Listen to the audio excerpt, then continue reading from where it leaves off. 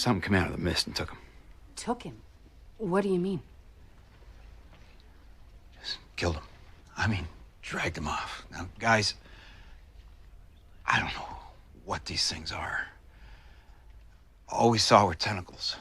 Hey guys, welcome back to Spooky Tuesday, a weekly podcast where we're breaking down all of our favorite slashers, thrillers, monster movies, and black comedies on the new scariest day of the week. I'm Sydney Thompson. I'm Monica Height. And I'm Chelsea Duff. And this week, we are covering some bull spit. Some son of witches. Okay? Son of witches, bull spit. But here's the thing, you could say goddamn in this No, movie. they said gosh darn at one point. I wrote it down. They also said goddamn too. So, who's to say? Wow, they missed one over there on Peacock. They missed Exactly. one. They really missed one. And that is a movie that, I didn't realize was an actual movie. I always thought it was like a made-for-TV movie. And They always showed that. it on TV. It was always on TV, and that is The Mist. Ooh, 2007. Frank Darabont, Stephen King, etc., etc. Every What a Walking Dead movie. actor that you know. Every single one of them. What a movie. And the guy from Brooklyn Nine-Nine. Yes. Yeah, the my cast God. is crazy here. The cast is Andre casting. Brower? Is that how you say Brower, his name? yeah. Brower. I love him. The mom from 50 Shades of Grey. Oh, does she Marsha play Gay the mom Harden. in Marsha Gay that? Harden. Yeah. I have such which one is that? inexplicable beef with her. She's the Mrs. religious one. Carmody. Marsha Gay Harden. Oh yeah, she's Yeah. in other shit too. I was Yeah. wanting to look up her IMDb. She's got such a good face for being this A person. villain. Yeah, that's why I Yeah. have beef with her. Like, it's really not her fault, but like she's played a squirrely little biatch in so many things that I've seen that like I just hate her on say, and it doesn't help that A like the one squirrely thing I've little seen her biatch. be like I think a nice person in, which was maybe SVU. She has this like insane bonkers southern accent, and so it's like I just can't do it with her. But I she's can't with good you. when she's bad. She's really Mhm. good when she's bad. Mm-hmm. Okay, She so really if is. you haven't seen The Mist, IMDb says a freak storm unleashes a species of bloodthirsty creatures on a small town where a small band of citizens hole up in a supermarket and fight for their lives.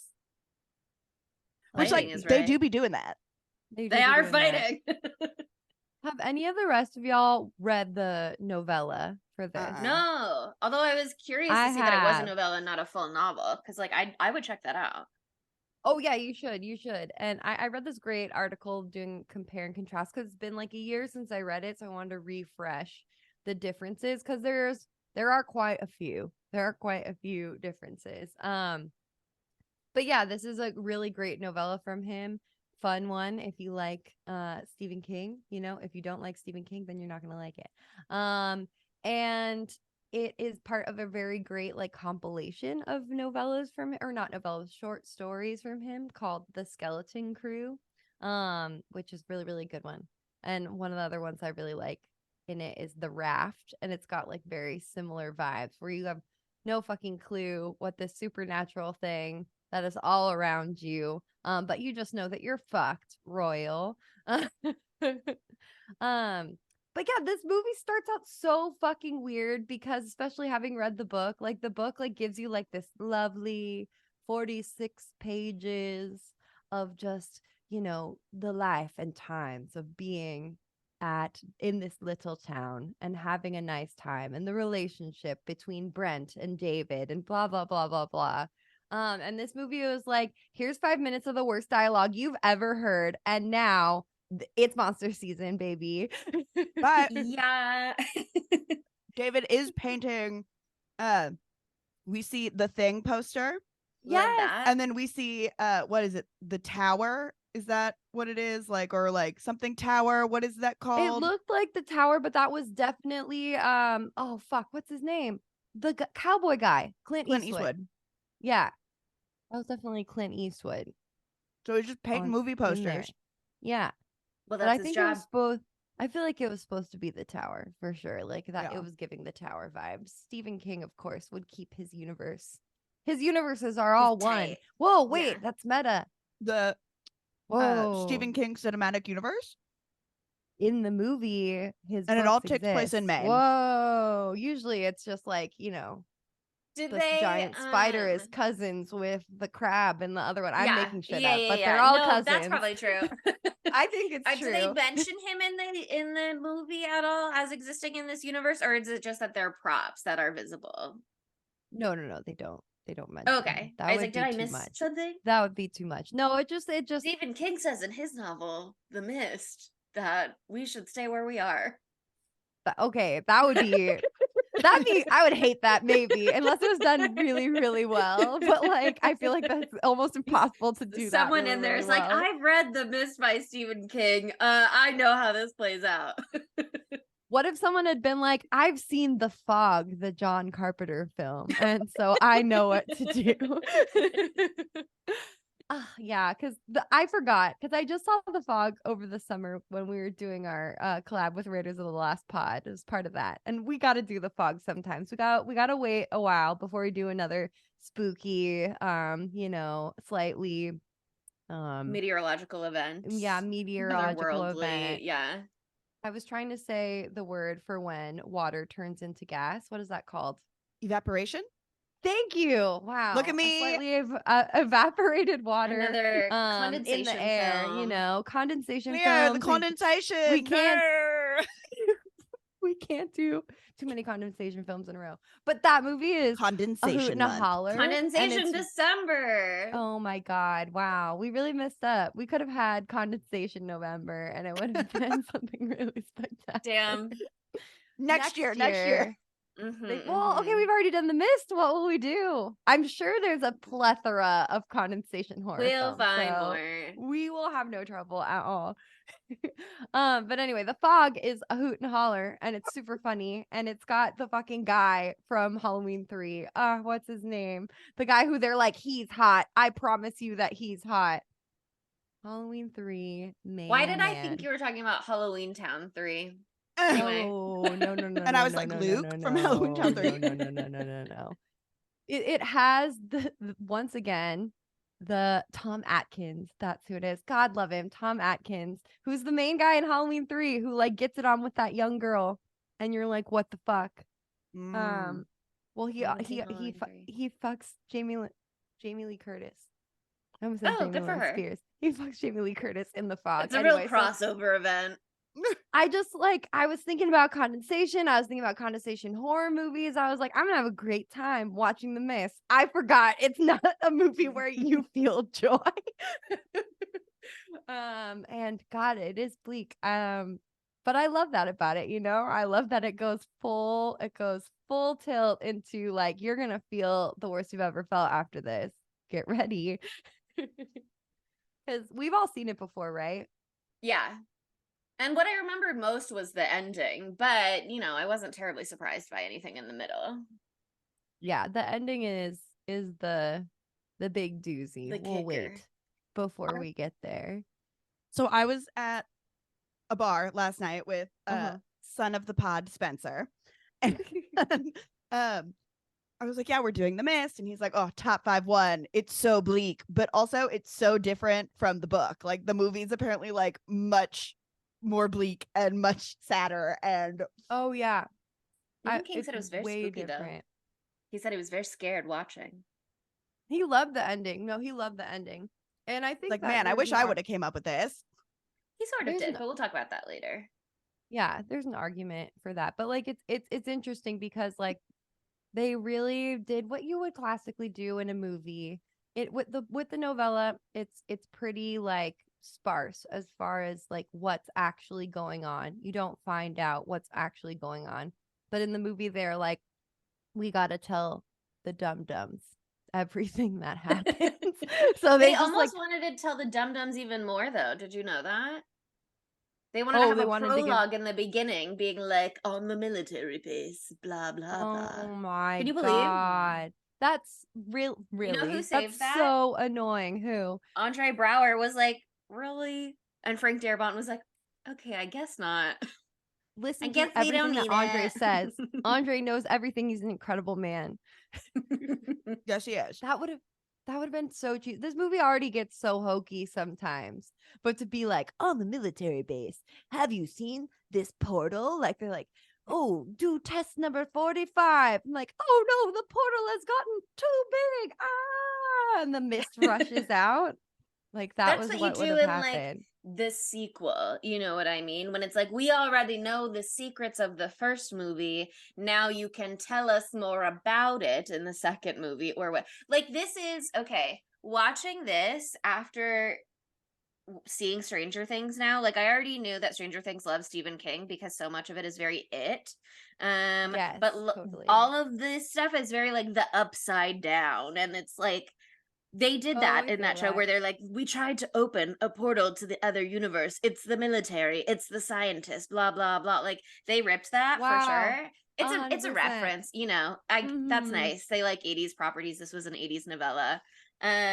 But you can't start with that. You have to, I mean, I guess you could, but opening on like the human experience of what's going on with like the everyman, it's so much more compelling for the audience to be like confused and trying to figure. If you tell them exactly what's going to happen in the movie from the beginning, it's like, okay, well now I am like Yeah, then I'm like not thanks. afraid Okay, as why am in I the same watching the way. movie?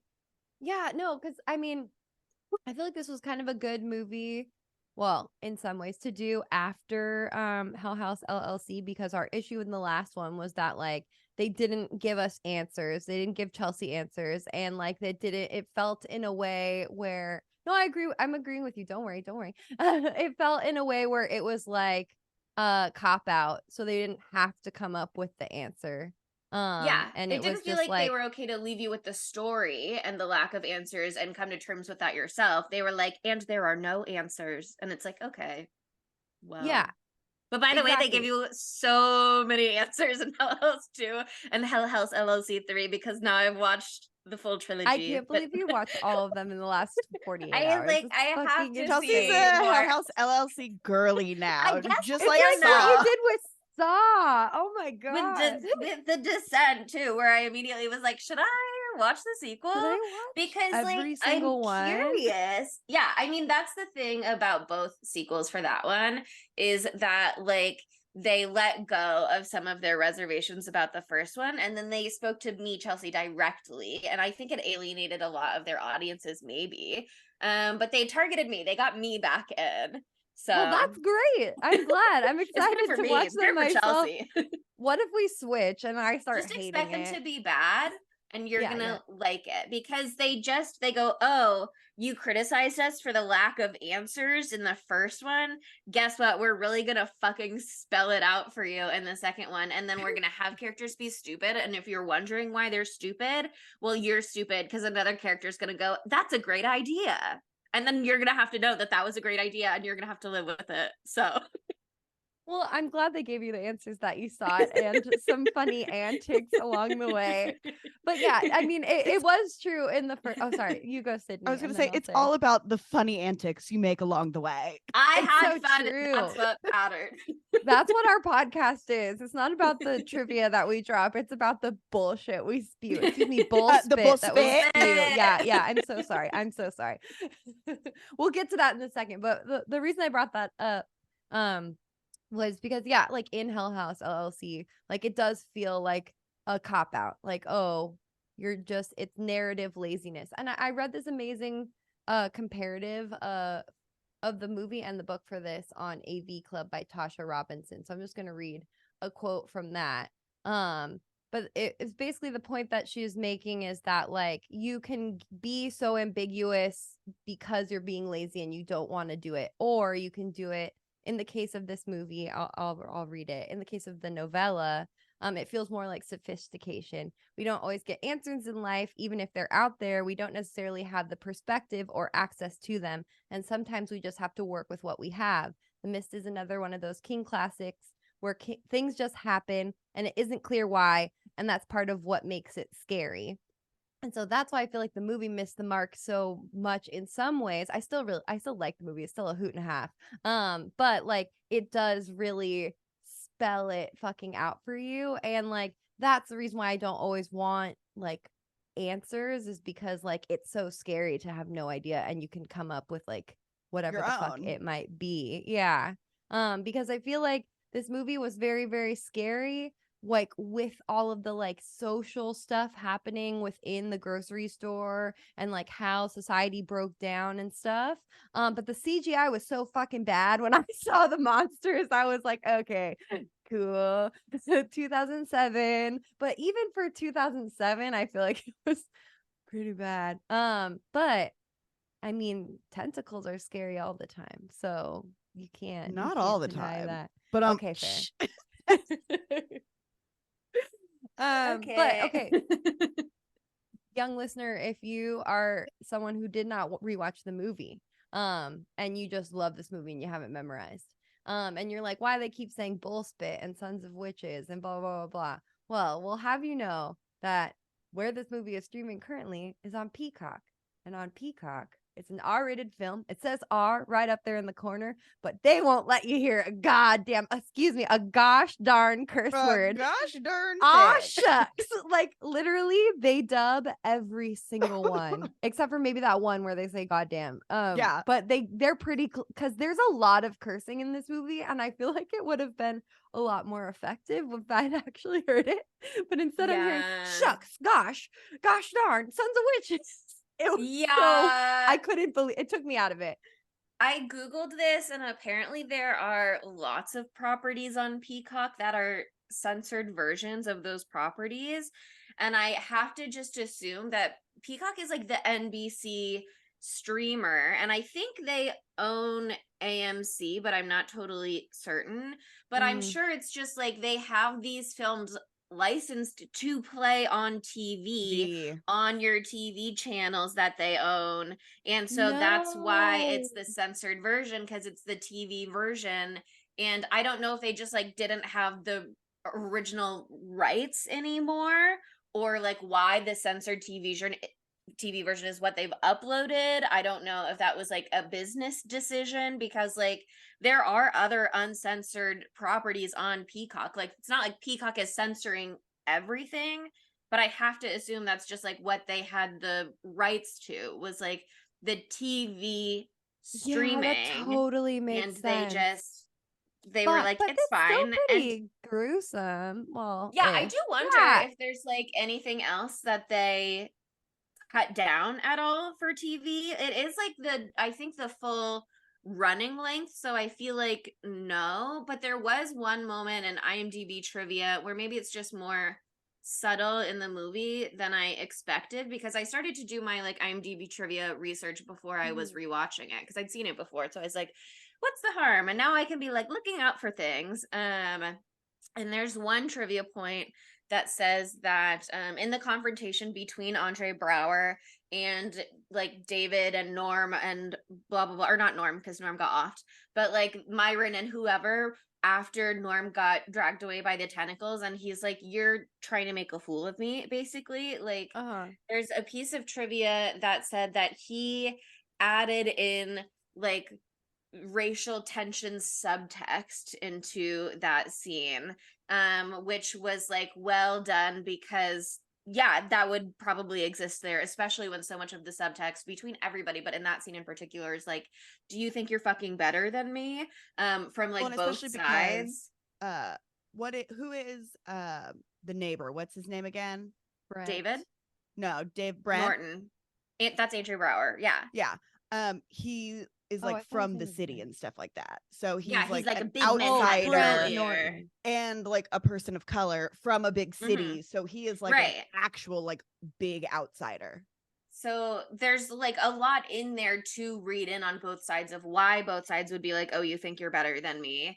And so I can see how that would be great in that scene. And I get that, but I didn't necessarily get racial subtext, and maybe it just went over my head, but it also makes me wonder if there was like something in there that got edited for TV. Yeah, maybe. This is so interesting that this has happened to us twice now in the last couple of weeks, because we just covered Cursed again on our friend Why the Flicks podcast. Claire, great. shouts out to Claire, love you, girl. But seriously, it was so weird because she watched it twice. What was it on Paramount? It was Yeah. also no, she watched it on Pluto was the other one. No. I'm asking which one's the Oh. original one that we all watched it on. Was it Yeah, Paramount we all watched it Plus? on Paramount because they have like Yeah. all this Scream streaming rights and stuff too. And we'd all watched this movie like at least 3 times before, and it's all this certain version that we've seen.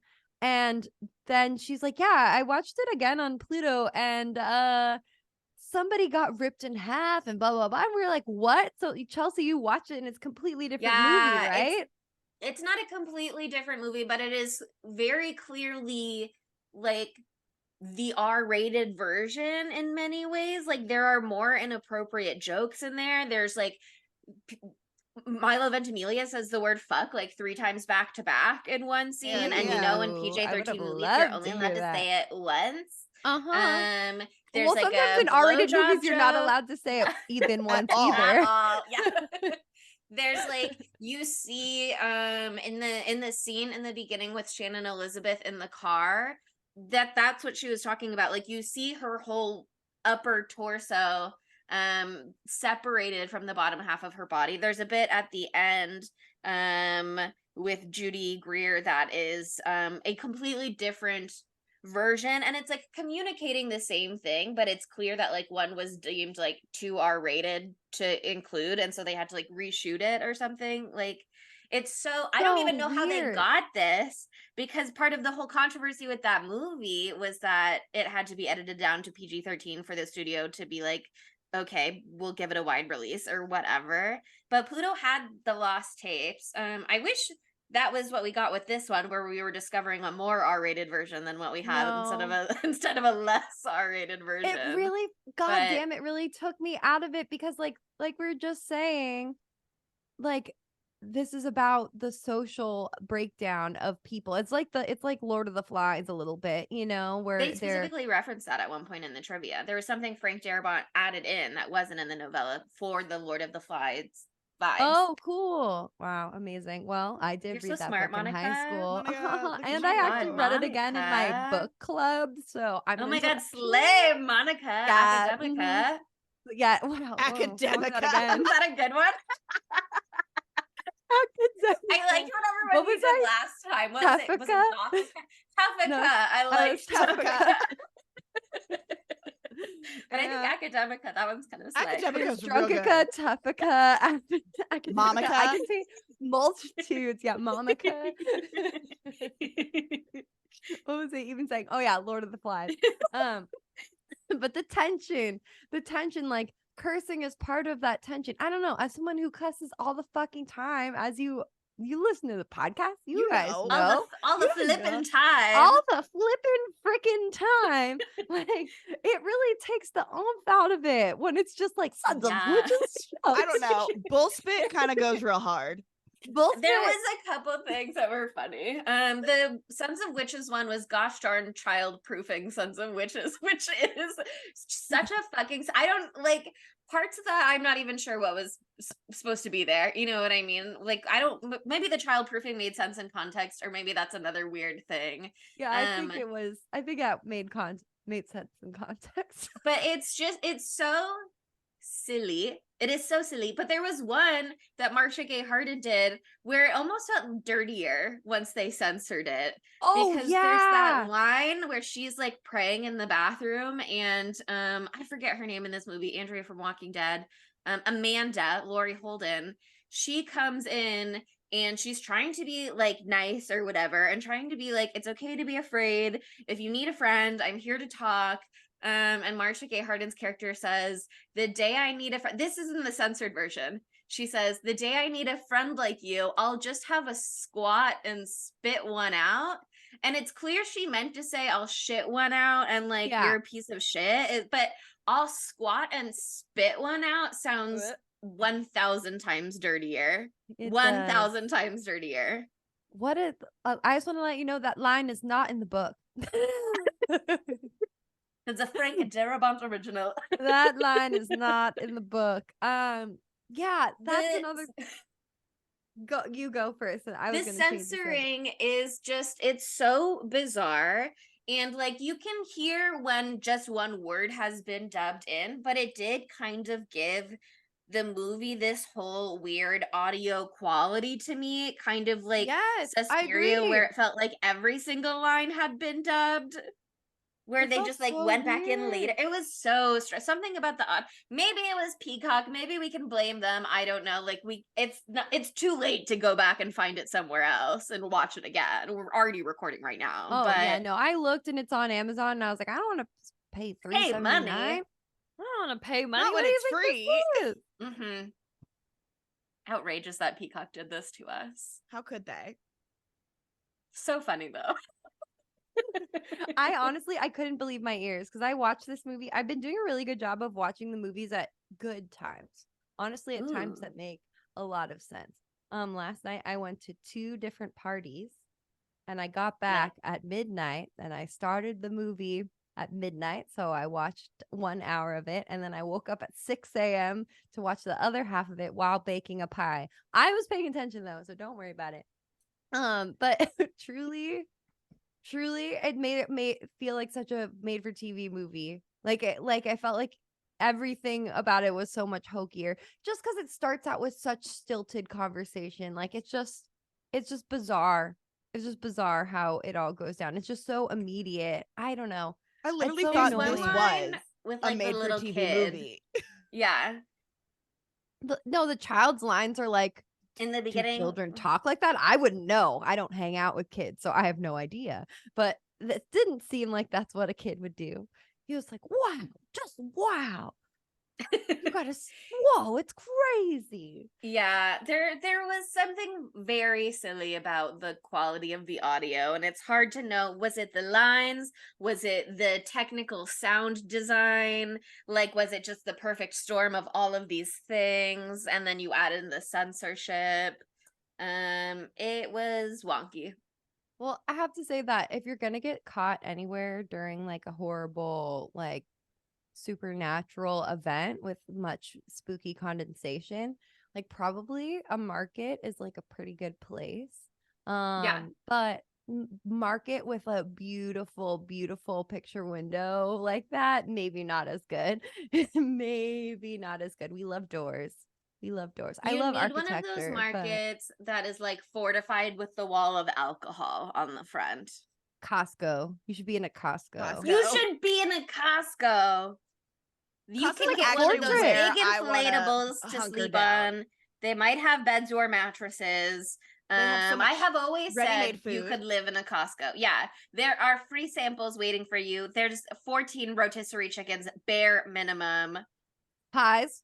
Don't forget the pies. Pies. They've got a pretty good Those pie. big chocolate muffins. Do y'all know Oh. the movie where Natalie Portman gives birth to a baby in a Walmart? In the Walmart. Mhm. I would do that, but in No. a Costco.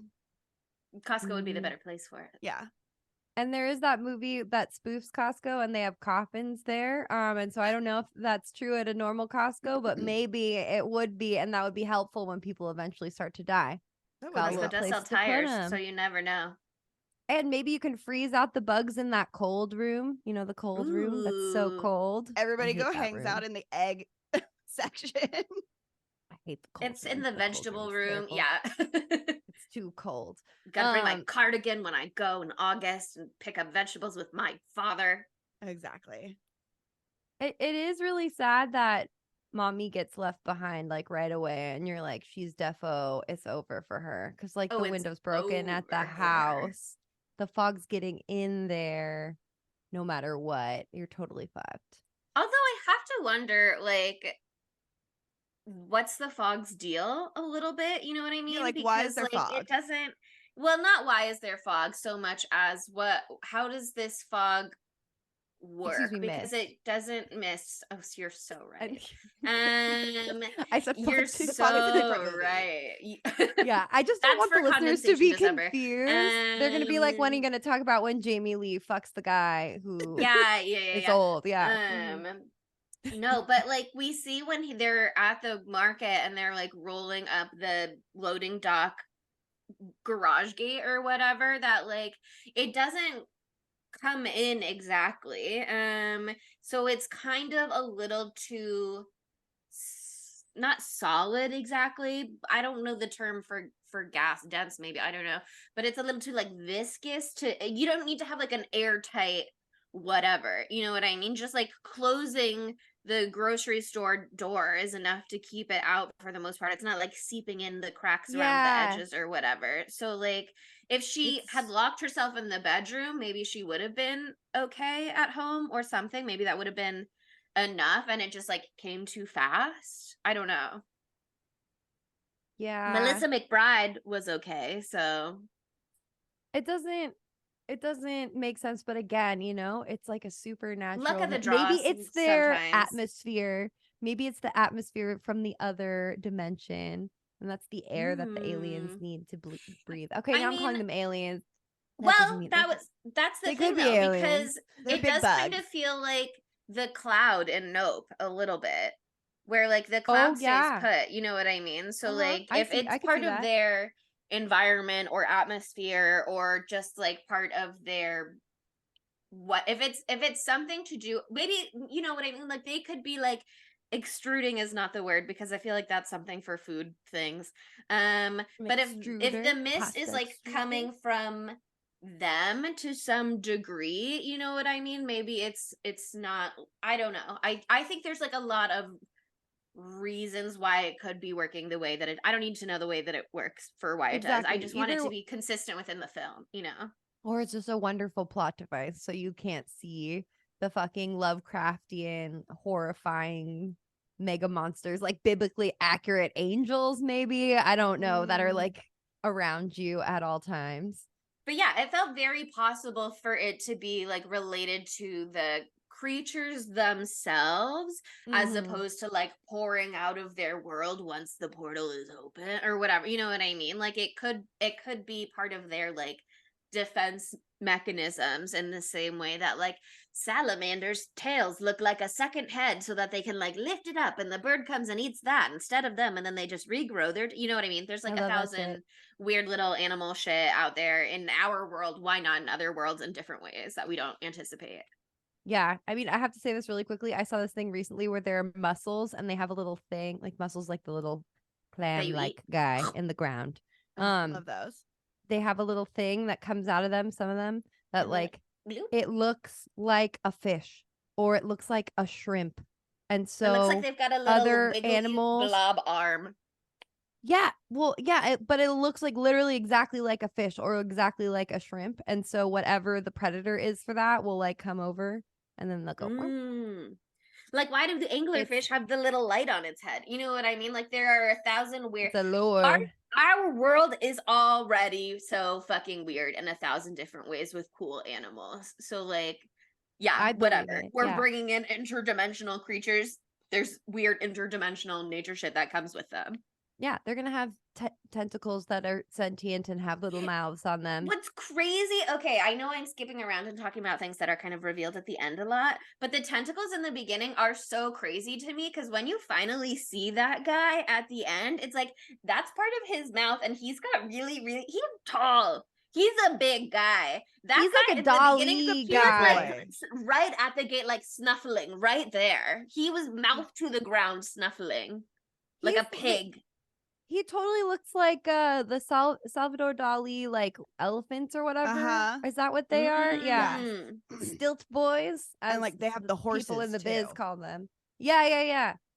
Yeah, no, I thought that was an interesting stylistic choice in the monster creation. I didn't get to do a lot of research on the monster creation, which made me sad. But there's a little bit about it on IMDb trivia. But yeah, I mean, I love how they do a good job of setting up the stakes really easily or really quickly, you know, like you've got this huge cast of characters and you meet only a fair few of them. But like it just goes from like any other day where there's a little bit of some weird stuff going on, like all like the ambulances going by and then the army's going by and they're going by so quickly and you're like, what's going on? I know army, like this is a lot of army. Yeah, and then like I know there was a big storm last night, but what's going on? And then all of a sudden the air raid like siren goes off, and then all of a sudden Bobby Joe, I don't know what his name is, that man runs in and he's like, John Lee has been eaten. John Lee has been stolen into the sky.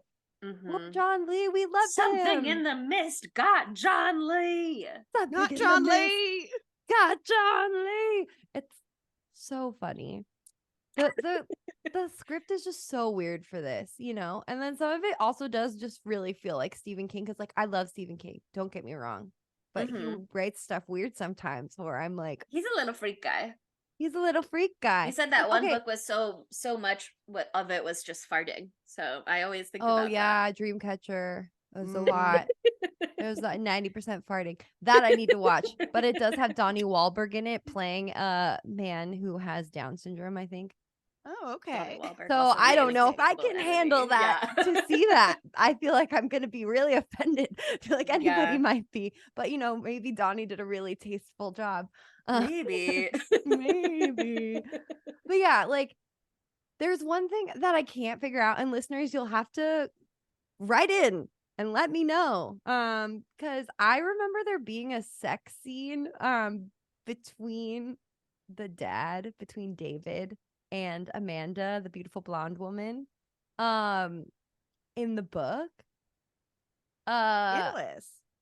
And then I thought it was in the movie too, but it was not in the movie. But then when I read this comparison side by side, it did not bring up the sex scene in the book, and I was like, well, that's like a big difference, that he like was like, my wife is surely dead, and so I will fuck this beautiful woman. Well, I don't know where this came from exactly, but IMDb trivia did have one point that said the characters of David and Amanda were originally supposed to have already known each other and been having an affair. So I don't know if they were like already having an affair in the book, or if they started their affair because like pressure points, you're under a lot of stress. What's a great stress reliever? Oh, I'll just bonk this chick. Like, I don't know, but I remember it being more like that. But again, it's been a year, so if I'm wrong, I'm sorry. Stephen King babes, don't come for my life. Yeah. Thank you.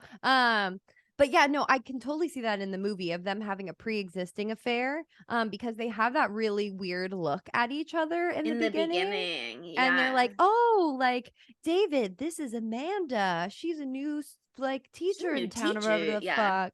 And like, he's like, oh yeah, you know. But it made it seem like, oh, they were pretending they didn't already know each other because little baby boy is right there, and they don't want him to know that not only is mommy dead, daddy cheated. Sorry, little Billy. Can you fucking imagine? I read that piece of trivia before I rewatched it, and then the whole time, every time Amanda was like stroking Billy or like cuddling Billy, I was like, if you are in an apocalyptic monster scenario and you find out that the woman your husband has been cheating on you with is holding your son like he's her own child in the market, like, he would deserve the way that this movie ends for him.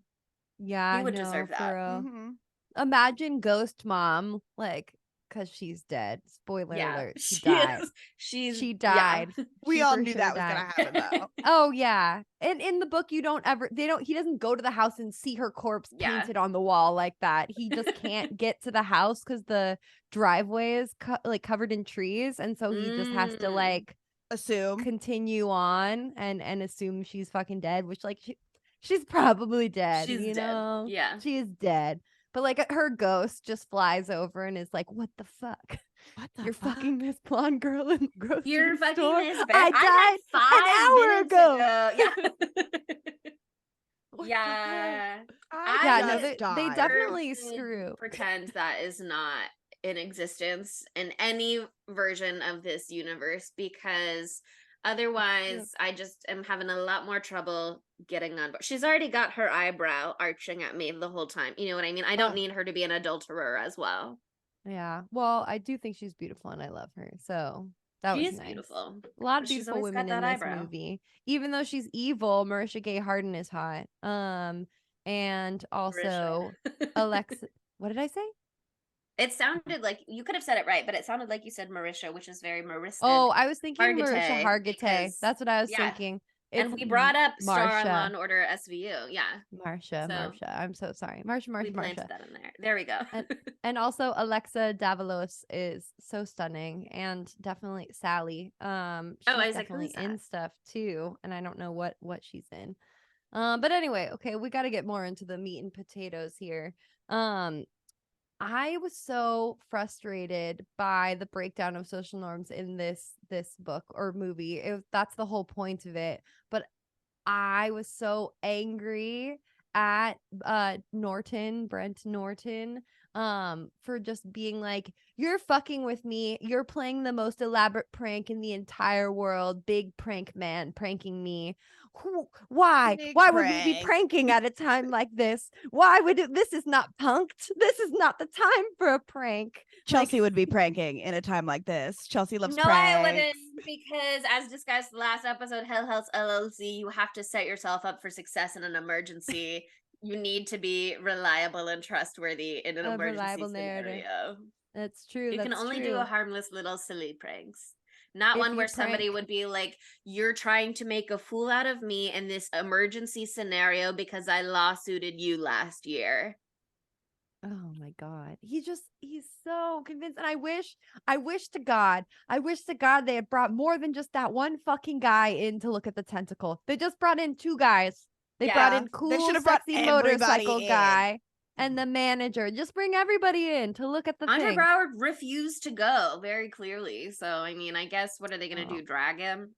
That's probably worse. Okay, but here's the Yeah. thing. It was 2007.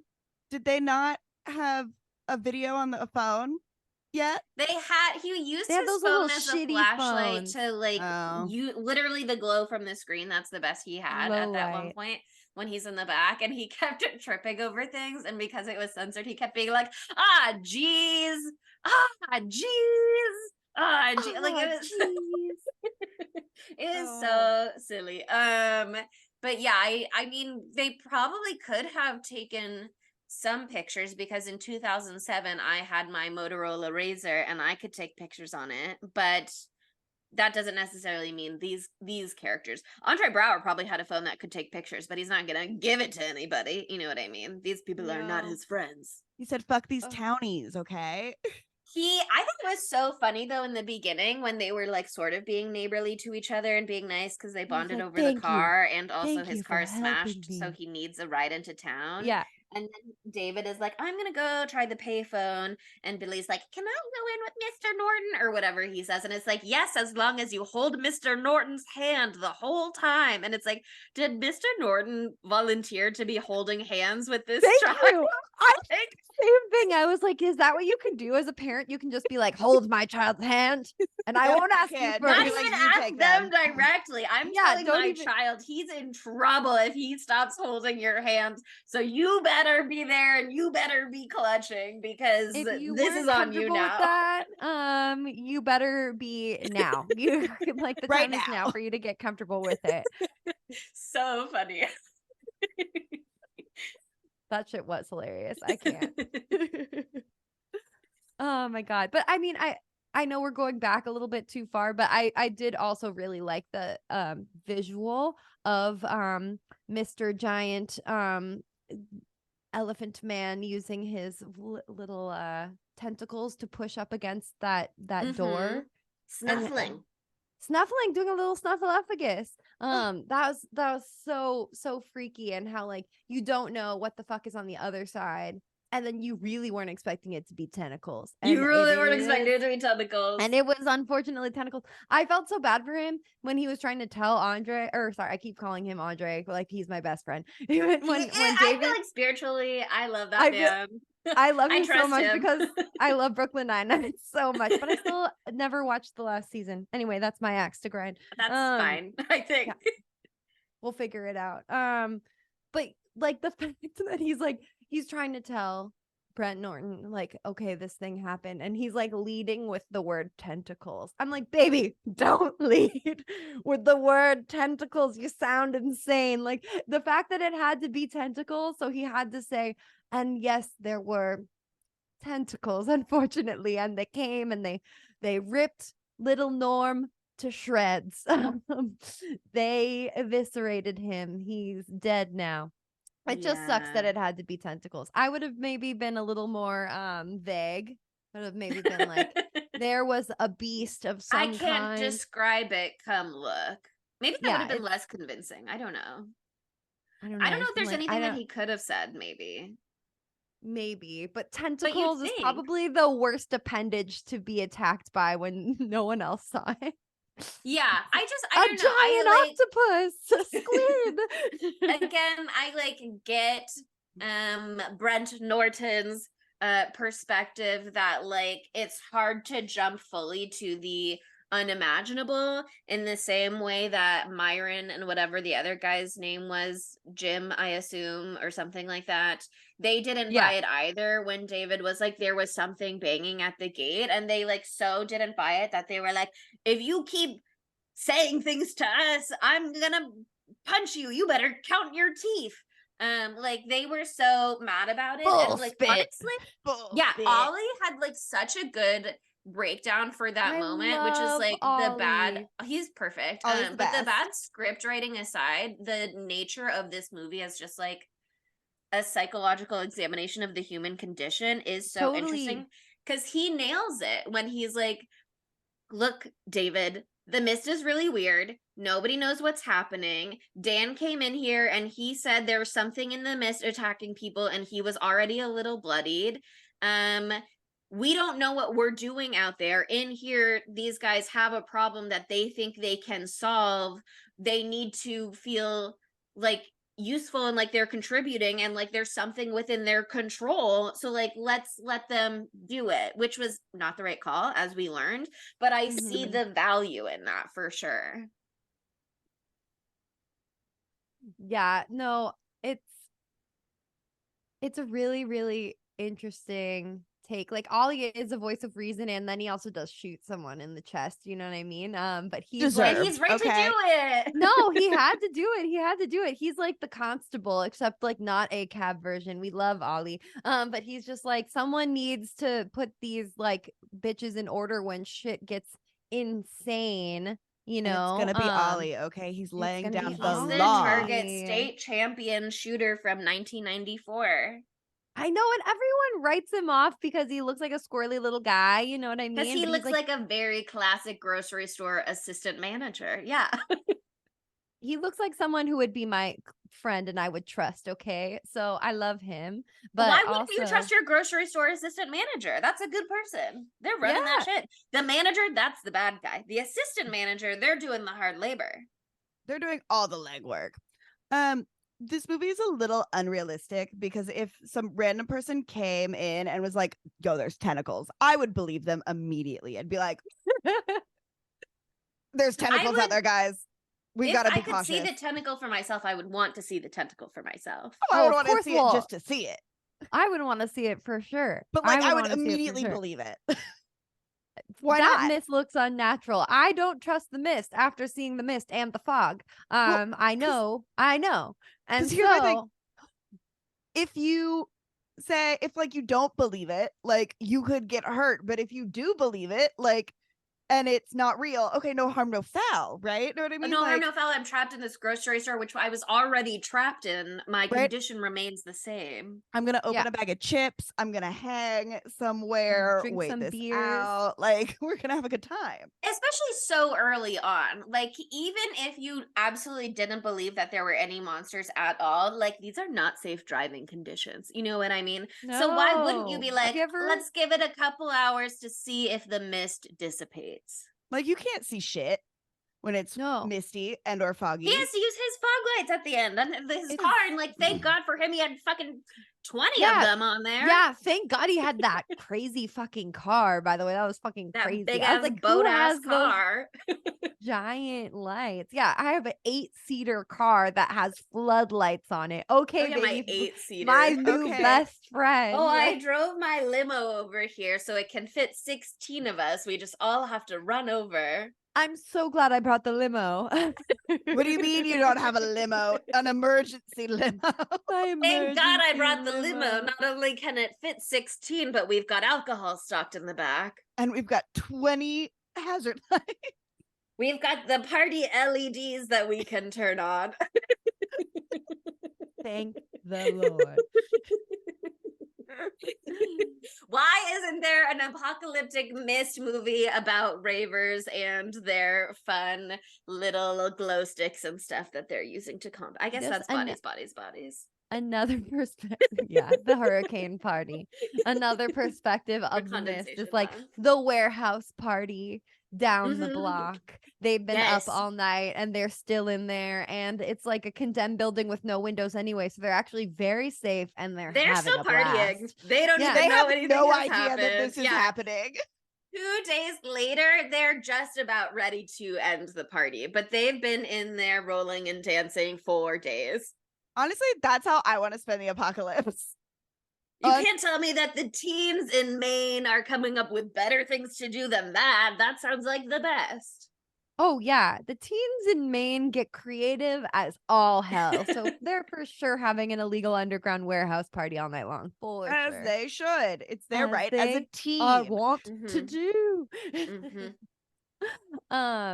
But yeah, something that was a very interesting difference between the book and the movie, because it's time to talk about not Marisha Hargitay, Marcia Gay Harden's Mrs. Carmody. In the book, she's not like a crazy like evangelical Christian woman. Like not even close. What do you mean? She's a fucking witch. She's literally a witch. I know it's terrible. This is terrible. It's horrible for witch kind. Okay, because Or the it's witch would more be fun. good. It I'd is rather her fun. be a witch than a Anyway, religious lady. remember how we are I always thought like that was anybody can be bad? fun. No, it's true. It's true. I thought the religious thing was fun because it was very believable. It makes but a lot of sense. Yeah, it makes a felt lot of sense really right. That's why I'm so surprised to find out that she's a witch in the book. No, I know. To prey on people's like fears, and their fear of death. And so a lot of people turn to religion at the end of their lives, you know what I mean? And more power to them. Do what you want to do, but maybe don't join a cult that tries to sacrifice a child. But That is but very witchcrafty, Is though. that not biblical, Monica? She says Old Testament. She's throwing it back. she's doing some Old Testament shit for sure. But yeah, in the book, I like when she got stoned though, and the lady was like, "Isn't that Old Testament too, bitch?" Except she She's doesn't like, say I bitch. got Isn't that Old Testament too, witch? Oh, witch. that was the Yeah. hint. Yeah, That was the Peacock hint was right trying there. to tell us. Yeah, she's like, I've got endless cans of peas. I'm like, yes, girl, get them. Anyway, sorry, I'll let you continue now. No, it's totally fine. But yeah, like apparently she was like just an all-purpose generalist wacko. These are the words of that AV Club article I was telling you about. She could like find water with an applewood stick. She could charm warts. She would sell you cream that would fade your freckles to shadows of their former selves. Like she would help people with their love lives if you were having bedroom miseries. I'm sorry, this woman wrote so many great phrases in this article. You should definitely read it. She would give you a drink that would put the ram back in your rod. Yeah. Slay. Yeah, slay. Anyway, yeah. So she was totally like a old witch lady, and that was more of her vibe. And less this godly woman who is like evangelical, God yeah, is within me, blah, like speaking in tongues kind of energy. But she's also barely in the book at all. Not that she's like not a big character. She still does what she does do, but the big difference between the book and the movie is just the fact that it's a movie. In the book, you're in David's head the whole time, and so you're focusing a lot on his thoughts. Like you see what he King sees. Loves to do that. He gets really heady. You're in the guy's head. Like if you've read Misery, then you fucking know. Like you're in the person's head a lot of the times. You're reliving his fears, his cyclical thoughts, like that sort of a thing. So she pops up a few times in the background doing some fuck shit. But it's not till the end when they end up like she's like in the background gotten this group of people together and they're like, we need to sacrifice Billy to the evil monsters in order for us to survive. And it's more of a surprise. It's less of like the point of the whole movie book.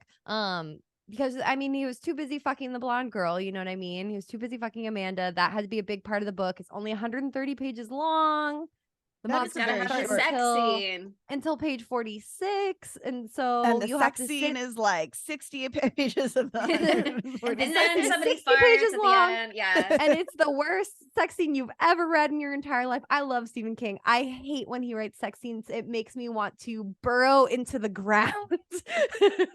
It's bringing a little of that special, Yeah. disgusting little something, which, sometimes sex is that special gross, sauce. I guess. Yeah, well, So it's from a Sex man's is gross most of the perspective time, in but it's the very worst fun. way. Yeah, he's really writing it as a man, you know what I mean? So yeah. You catch my drift. I don't know Yeah. if that's how he describes it in the novella. I'm just making Sure, hyperbole sure. jokes right now, but whatever. I'm sure You're it was pulling from your experience with other Stephen just- King novels. yes, And I don't my have that, vast but I can experience. assume that it's not for me. It was a very brutal 6 months when I only read his books. I was like, I need to stop, otherwise I'm gonna start hating his portrayals of women. But I love the man. Has a beautiful fucked up mind. But anyway, I mean, let's talk about Mrs. Carmody, because Carmody. She is so funny in this. And they do like such a good job of making her just like the way that she looks, like her eyes, like, oh my God, Marcia Gay Harden fucking acts the shit out of this. She actually is pretty good. Like, I feel like everybody else is giving their worst performances of their lives. The young people are fine, whatever. Amanda's probably fine. The guy who Sally's plays fine. David, Sally's fine. Yeah. That's what I meant by young people. I think her and her boyfriend guy, who looks so familiar. Private Jessup. That was the Lord of the Flies. Lord of the Flies reference. Oh, when they throw he him. was like a new character, so that when they like stab him and throw him out as a sacrifice, that was their Lord of the Flies moment. Yeah, so that didn't happen at all. And so they're like, by the time we get to the part in the movie where they want to sacrifice Billy, we've already sacrificed someone. So you're like, okay, it doesn't even like register as much.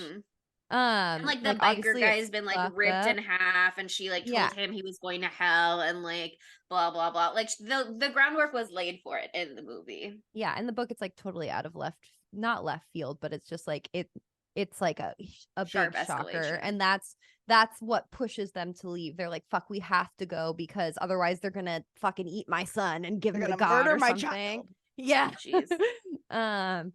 But yeah, I love her. I love that part where she's like just talking to herself and like talking to God, and she's like, help me save them.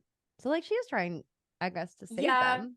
I mean, it's so interesting in terms of like a profile of her religious beliefs, because it does feel like it starts earnest. Like she is a religious person in an unimaginable scenario, and she is turning to her religion both to comfort herself and to assure herself that there's some reason to what's happening, that there's some like larger logic to the universe in general.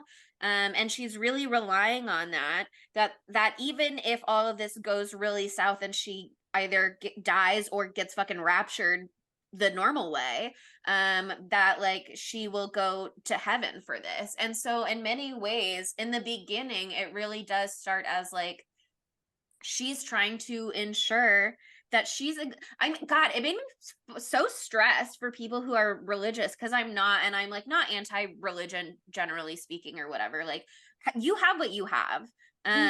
But for it to be so, I have to be good enough to get into heaven, and I'm constantly sweating about, am I good enough? And she's telling herself in that bathroom scene, surely I will be good enough if I can bring someone else here into religion as well and save their soul. So now it's like her being good enough is dependent on her marketing scheme. Yeah.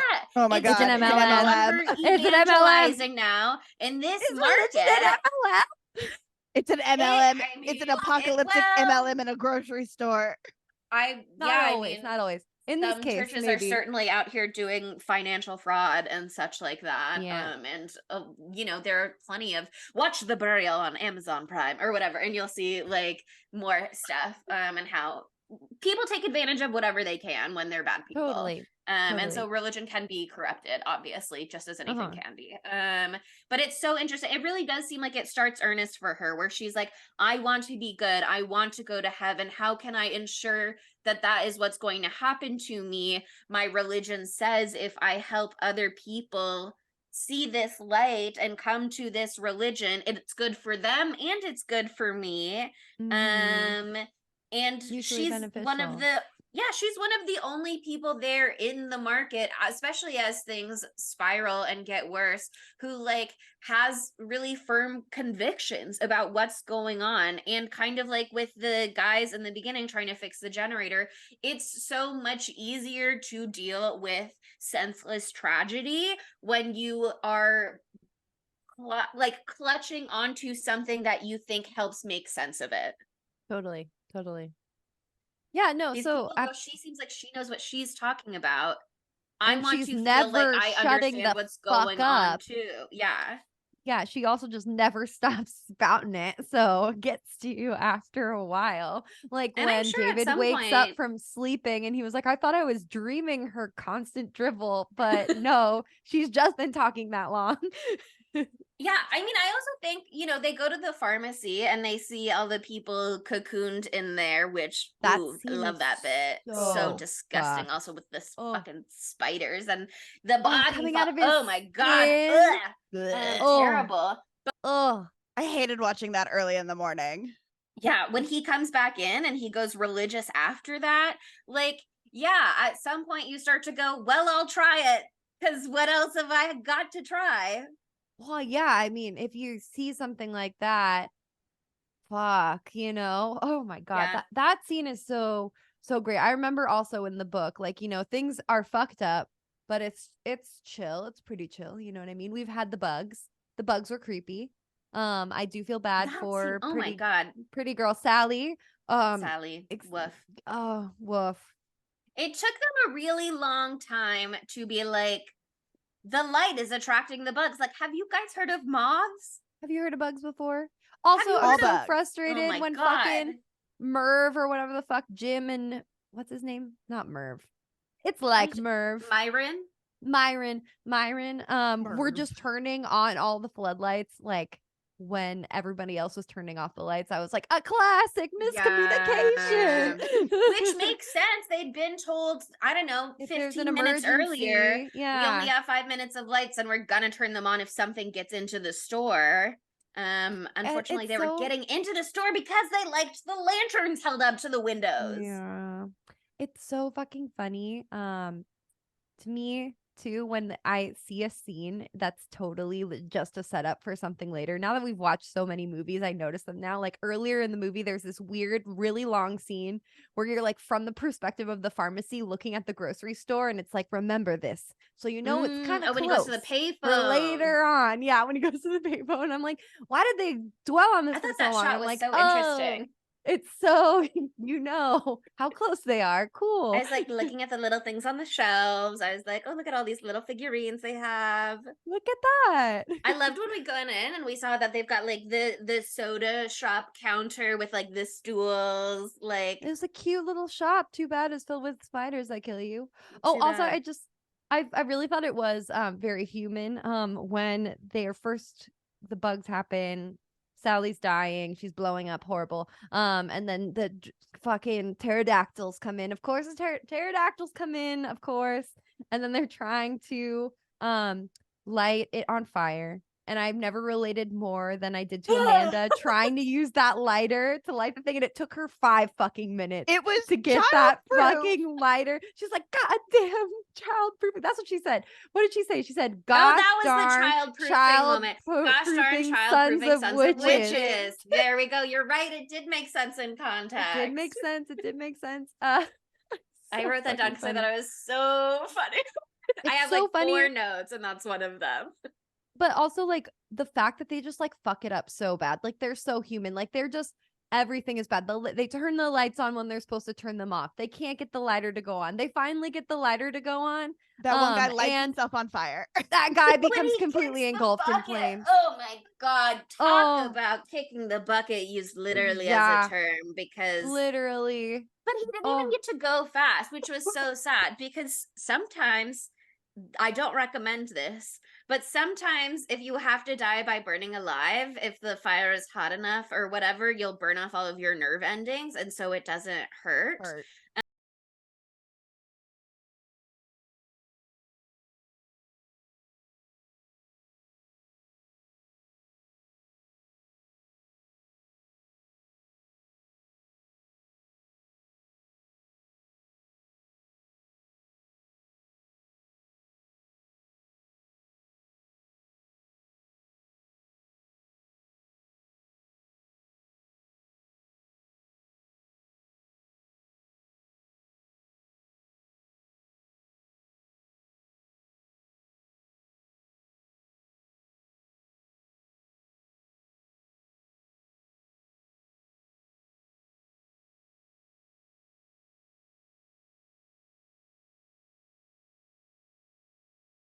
Cut out And it because we got have cut this out. weird peacock version.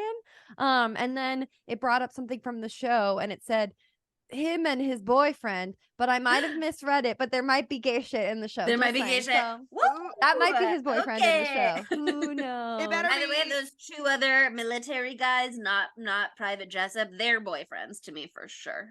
What They're are their names? I boyfriends for wrote it down. sure. Morales and Donaldson. Those are boyfriends. And they killed themselves together. Gay. Sorry. Right just next saying. to Very each other. Romeo and Right Juliet Right of next them. to each other. Very gay of them Gay. to commit suicide together. Jesus fucking Christ. It That shit was is. so bleak. Yeah. Yeah, because in the book, like, that's all you fucking get. You know that David, like, when he sees that shit's going down and sees the military, he thinks, oh, there is that project up the hill. Like And then that's Arrowhead it. Project or Project Yeah, Arrowhead. he's like, I know there's a project up the hill, and then he knows there's the military guys in there, and then they inexplicably kill themselves, and that's all you fucking get. And you're like, And so he's that's like, it weird. must, yeah, That's he's suspicious. like, it must have something to do with them. Like, he thinks that. He's like, there must be something with them that they felt this guilt or whatever. You can always blame the But military. that's it. And that is not so good. Isn't that so ominous and good? Like, I think Yeah. that's much more effective than being like, than this man riddled with baby spiders being like, I'm sorry, we opened a dimension portal. Like, he doesn't say that. Can you imagine? He's Yeah, like, we Private opened Jessup it. fesses that up later. Yeah. But yeah, I mean,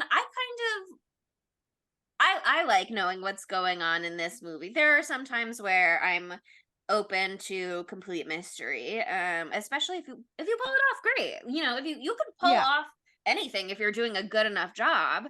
But in this one, I liked knowing what's going on. I think it could have been revealed perhaps a little more elegantly. And I Yes. think, you know, the military suicides would have for sure hit harder in terms of a reveal if you didn't already have Hattie, who overdosed on her medication way earlier in the film in the grocery store aisle. You know what I mean? That was that older, I assume, so- lesbian. Yeah. Did she just do that because she almost got Billy killed by the pterodactyl, and so she was, or she was just scared? I don't know. I because think she she just almost gave gets up. Billy killed. She gives up. That I was think it's sad the too. classic where we always are like, and this film I is would a lay really down and bad die. movie. Yeah, this film is a really bad movie to talk about that with, because sometimes you just need to wait a little bit longer. Right. But Let it be a lesson to you. every time we're talking about an apocalyptic scenario and we're like, I wouldn't even bother, it's like, yeah, I guess, how long does it take you to accept that it's a full apocalyptic scenario is the primary question there. But Hattie, it really, I just don't think it took her very long to be like, do you know what? I'd rather not. Fuck it. I'm not. These I'm not gonna do it. dinosaur-esque creatures are coming into our world. We can't leave this store. How long are we really gonna last? I'd rather go now on my own terms. Yeah. Oh man. I honestly though, like, I think it is a little bit batshit bonkers insane that, like, after having the pharmacy experience, David and his band of brothers are still like, we still got to go to my car. Like, babes, it went so bad in the pharmacy. It went so bad. You lost half your guys, and they got eaten by the like acid spider web.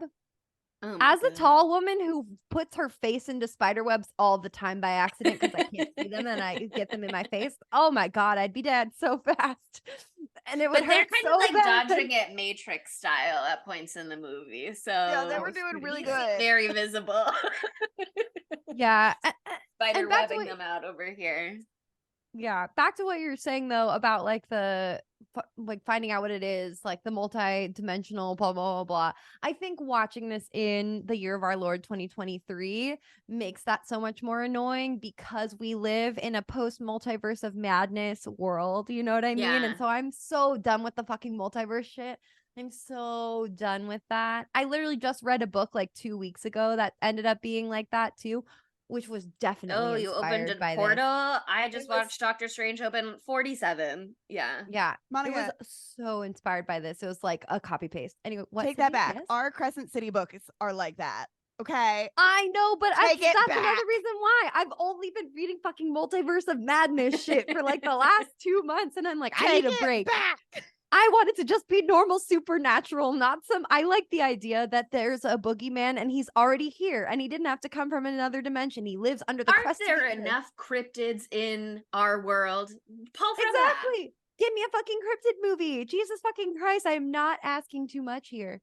But yeah, I love that they're like, you know what? No, we still have to go. And like fair, because like Ms. Carmody is getting pretty crazy. Things are getting Yeah. pretty rough. They Their plan sucks, justify but it in the sense that, like, again, kind of Hattie style, they're like, well, it's really not sustainable to just live in here forever. Even if all was going well, it is not sustainable to just live in here forever, trying to fend off the monsters as they come.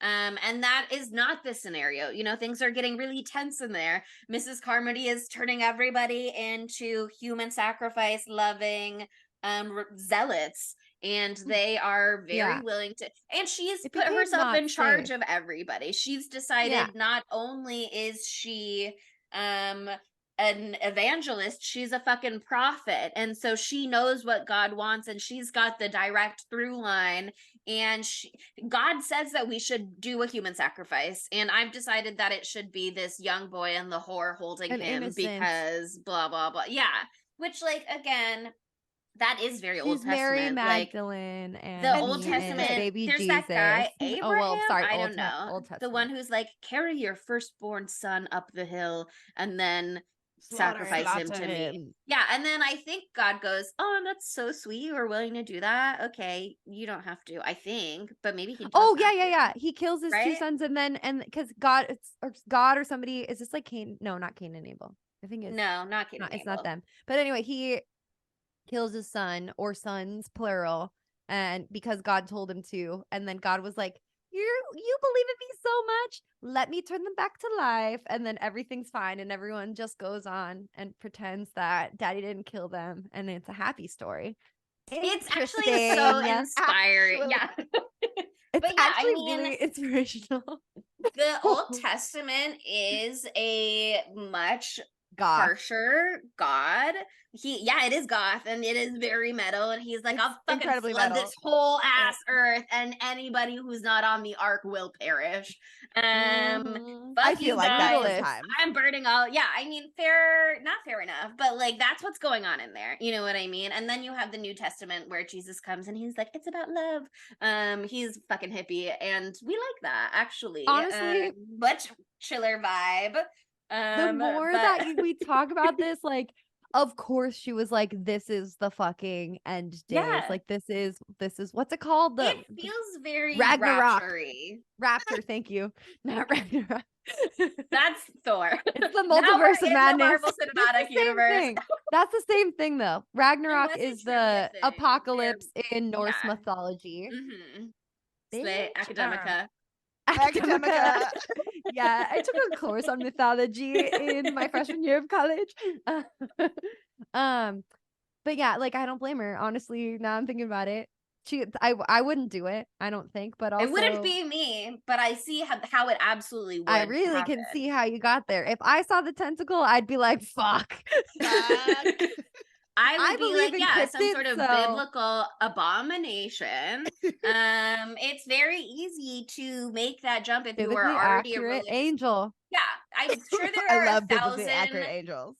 there are 1,000 religious people who are like, I believe in the Bible, but it's more stories to guide us. And then there are a zillion religious people who are like, this is a 100% accurate history of what happened.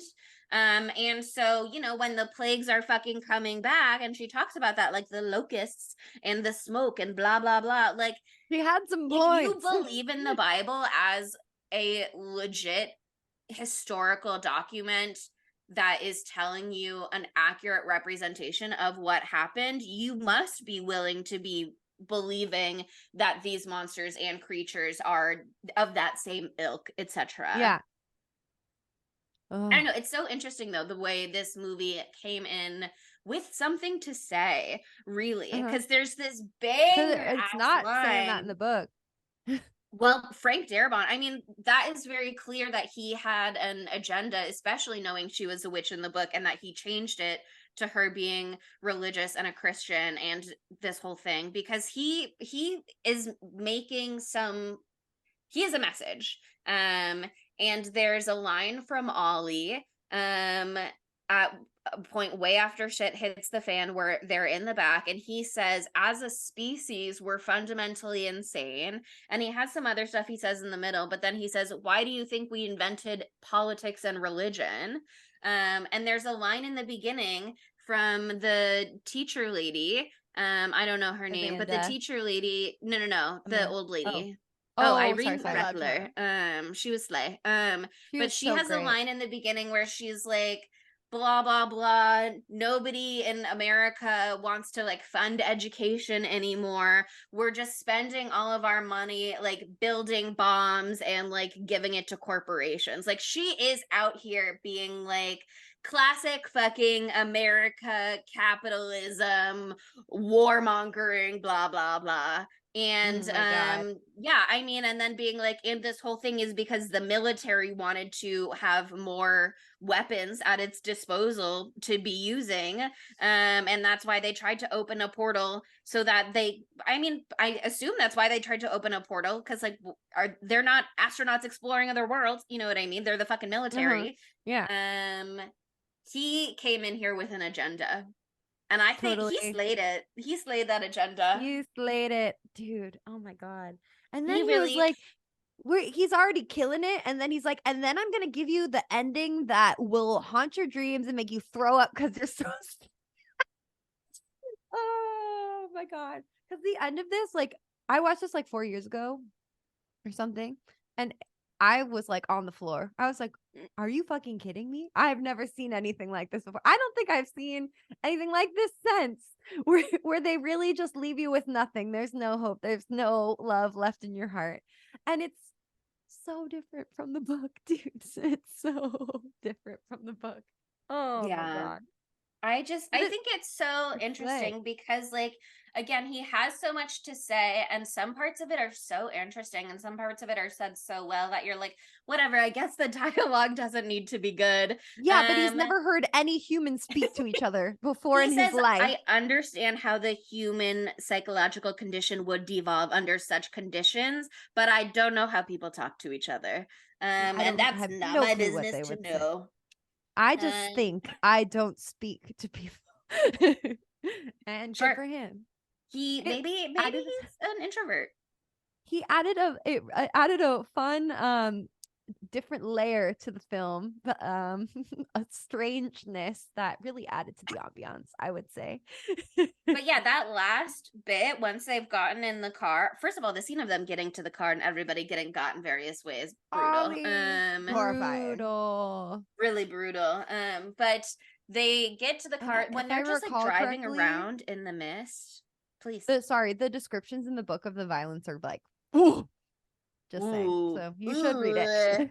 Okay, Yeah, I fine. remember like the pharmacy scene and that scene. I was just like, well, goodbye. But that's my favorite bit of the movie, even though it's the quietest bit. Like I love the whole chaos of the grocery store Yeah. and watching like human society fall back into these like go barbarian, you know what I mean, where it's like Mhm. we're back to more base instincts as we're just trying to survive and hold on to whatever coping mechanisms we can rustle up out of the dust. But when they're just driving around in the mist and it's quiet and it's mostly calm and they're just seeing the apocalyptic um tragedy around them, as like there's a school bus with a child inside in the spider web and there's cars overturned and he goes home and he sees it, like that part I think is so well done. Like the Totally agree. atmosphere of it, the tension of it. Like I was a little sleepy watching this movie. I took a break to do a little nap because I was like, I need to wake up and pay attention. That movie, that part of it, like that is the part that would be prime for falling asleep because it's quiet and not much is happening. That has my full fucking attention because it's so cool. I'm so tuned in for that Mhm. part.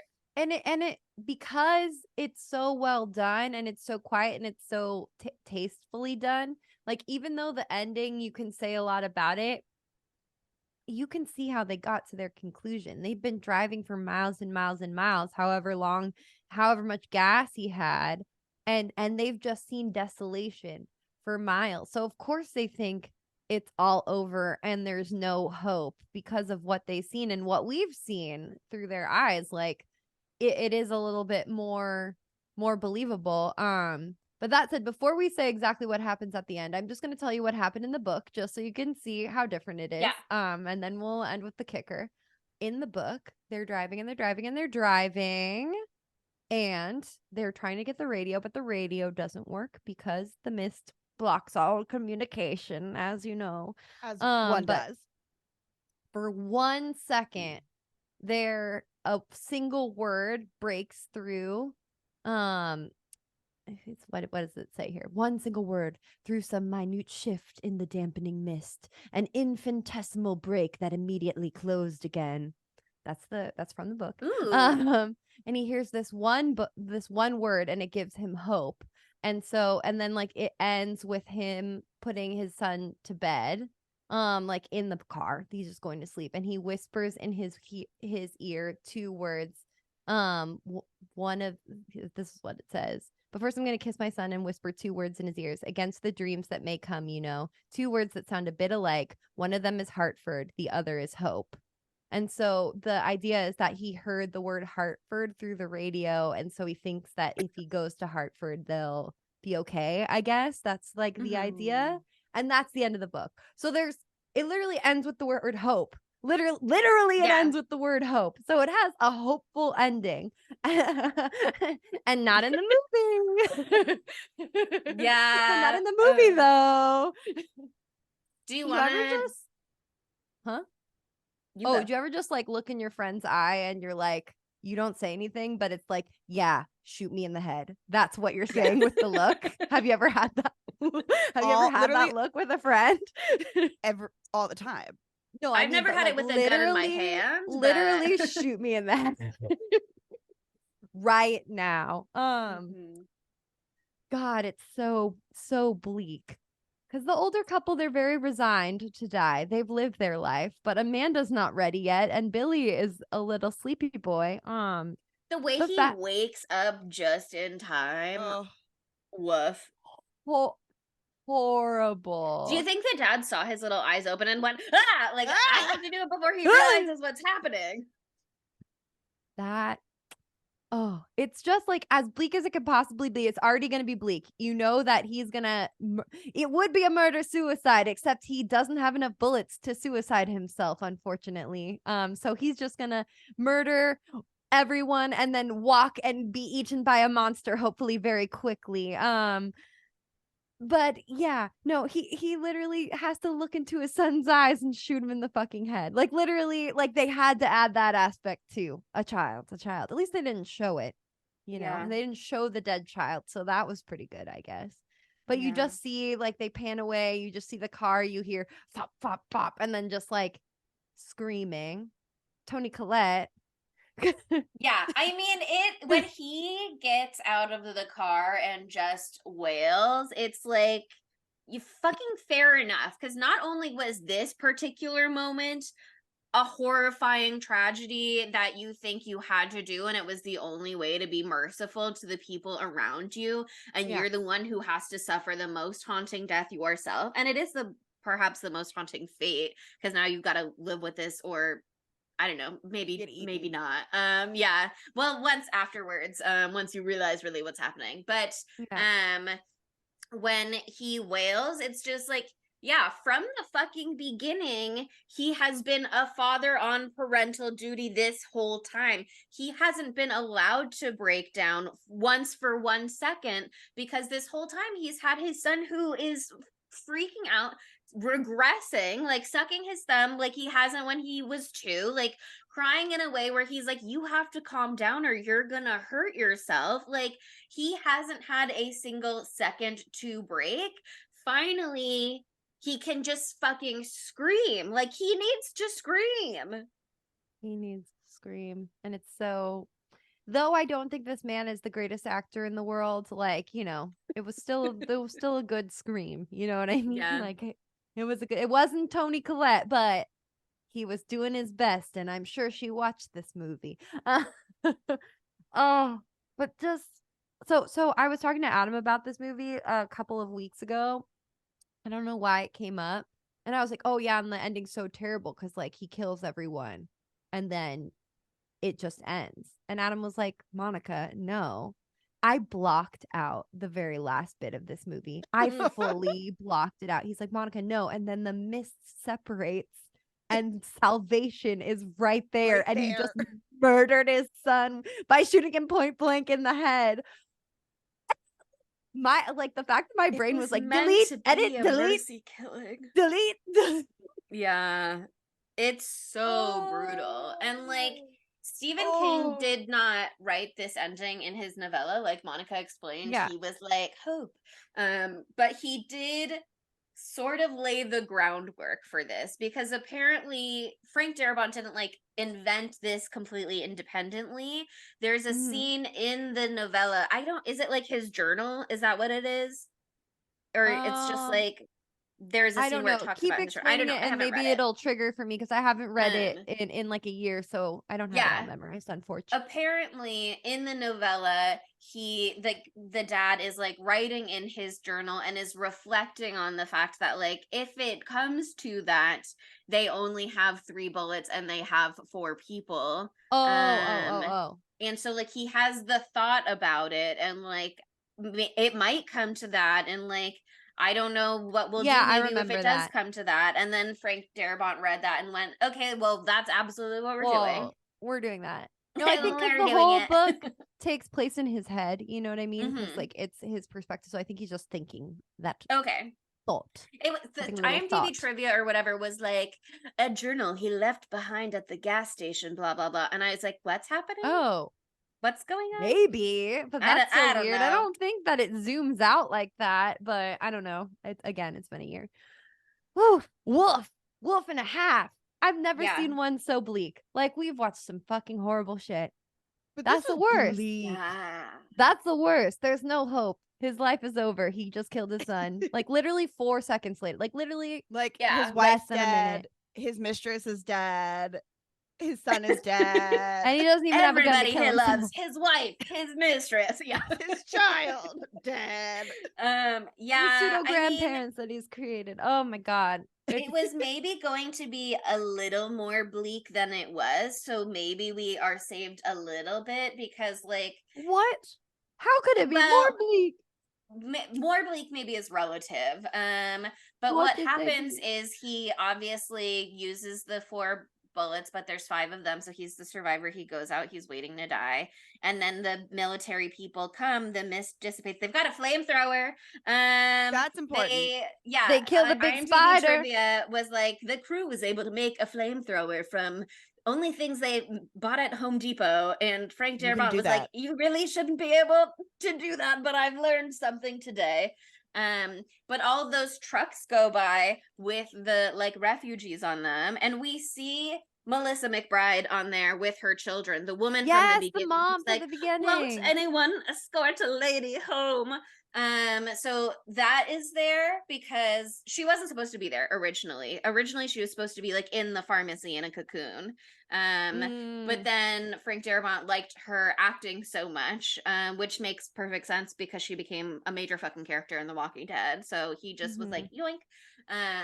But there was supposed to be people from the grocery store on those trucks. So you were going to see that if they had just stayed in the grocery store, they would have been okay and rescued eventually.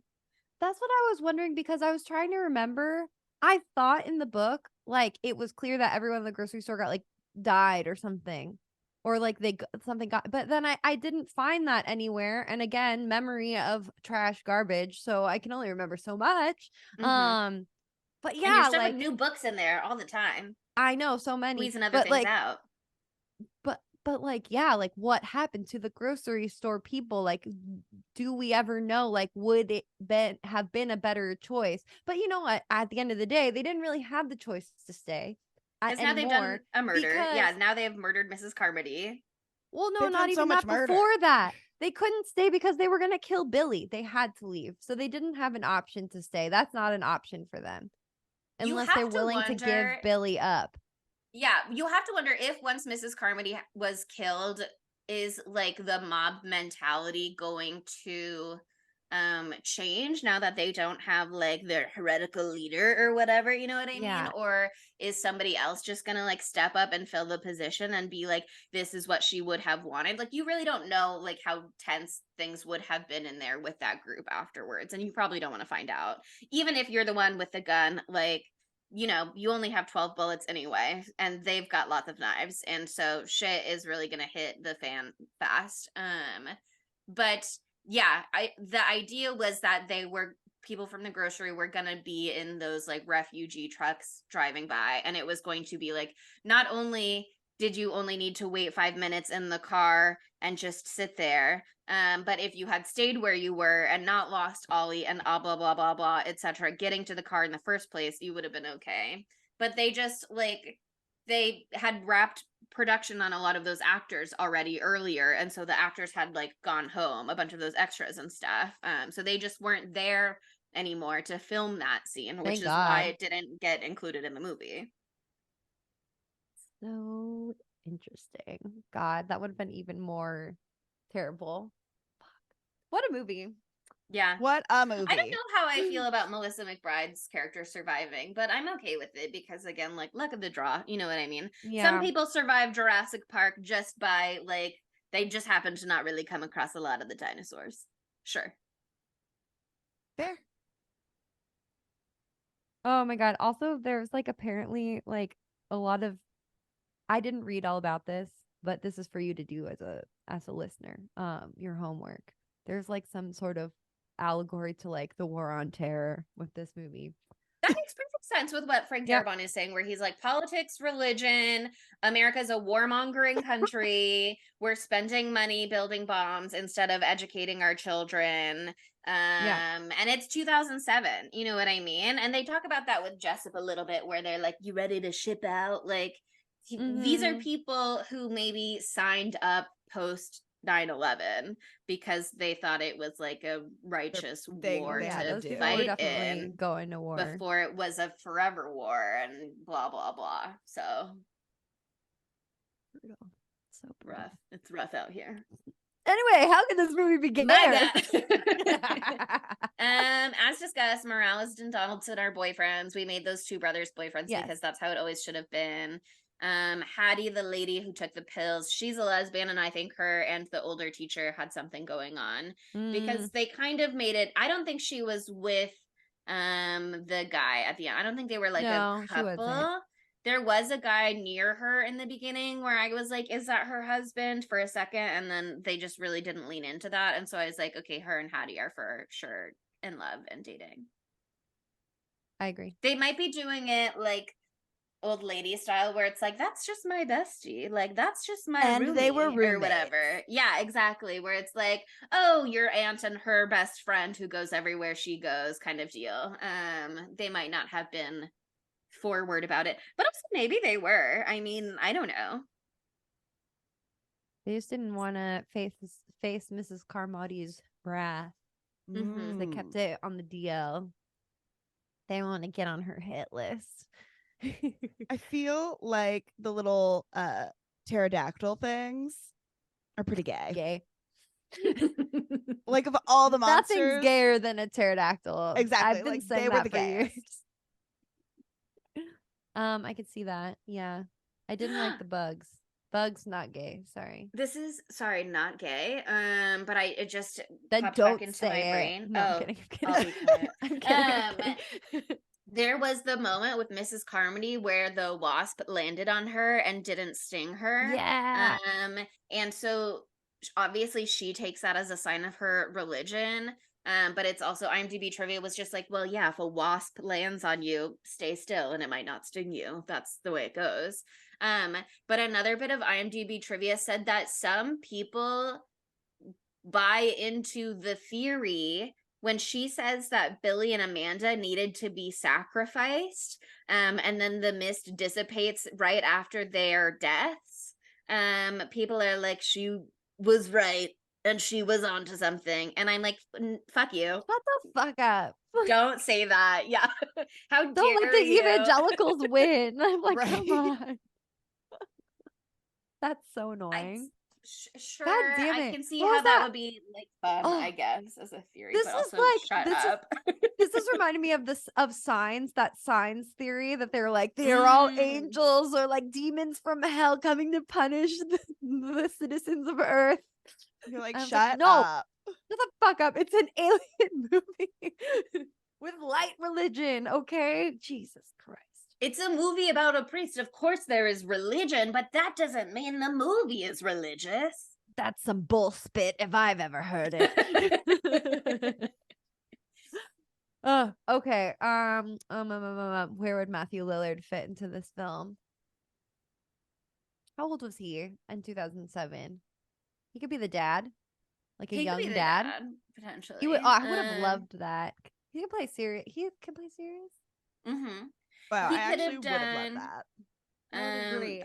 Yeah, that would be really interesting to see from him. And I think he would slay it probably. The range. I like when he gets to be silly and big, but I also would love to see a more like drawn in, measured performance in that way. And I think I've seen enough of that in other things to imagine what it would be like here. And I think he would do a really good job.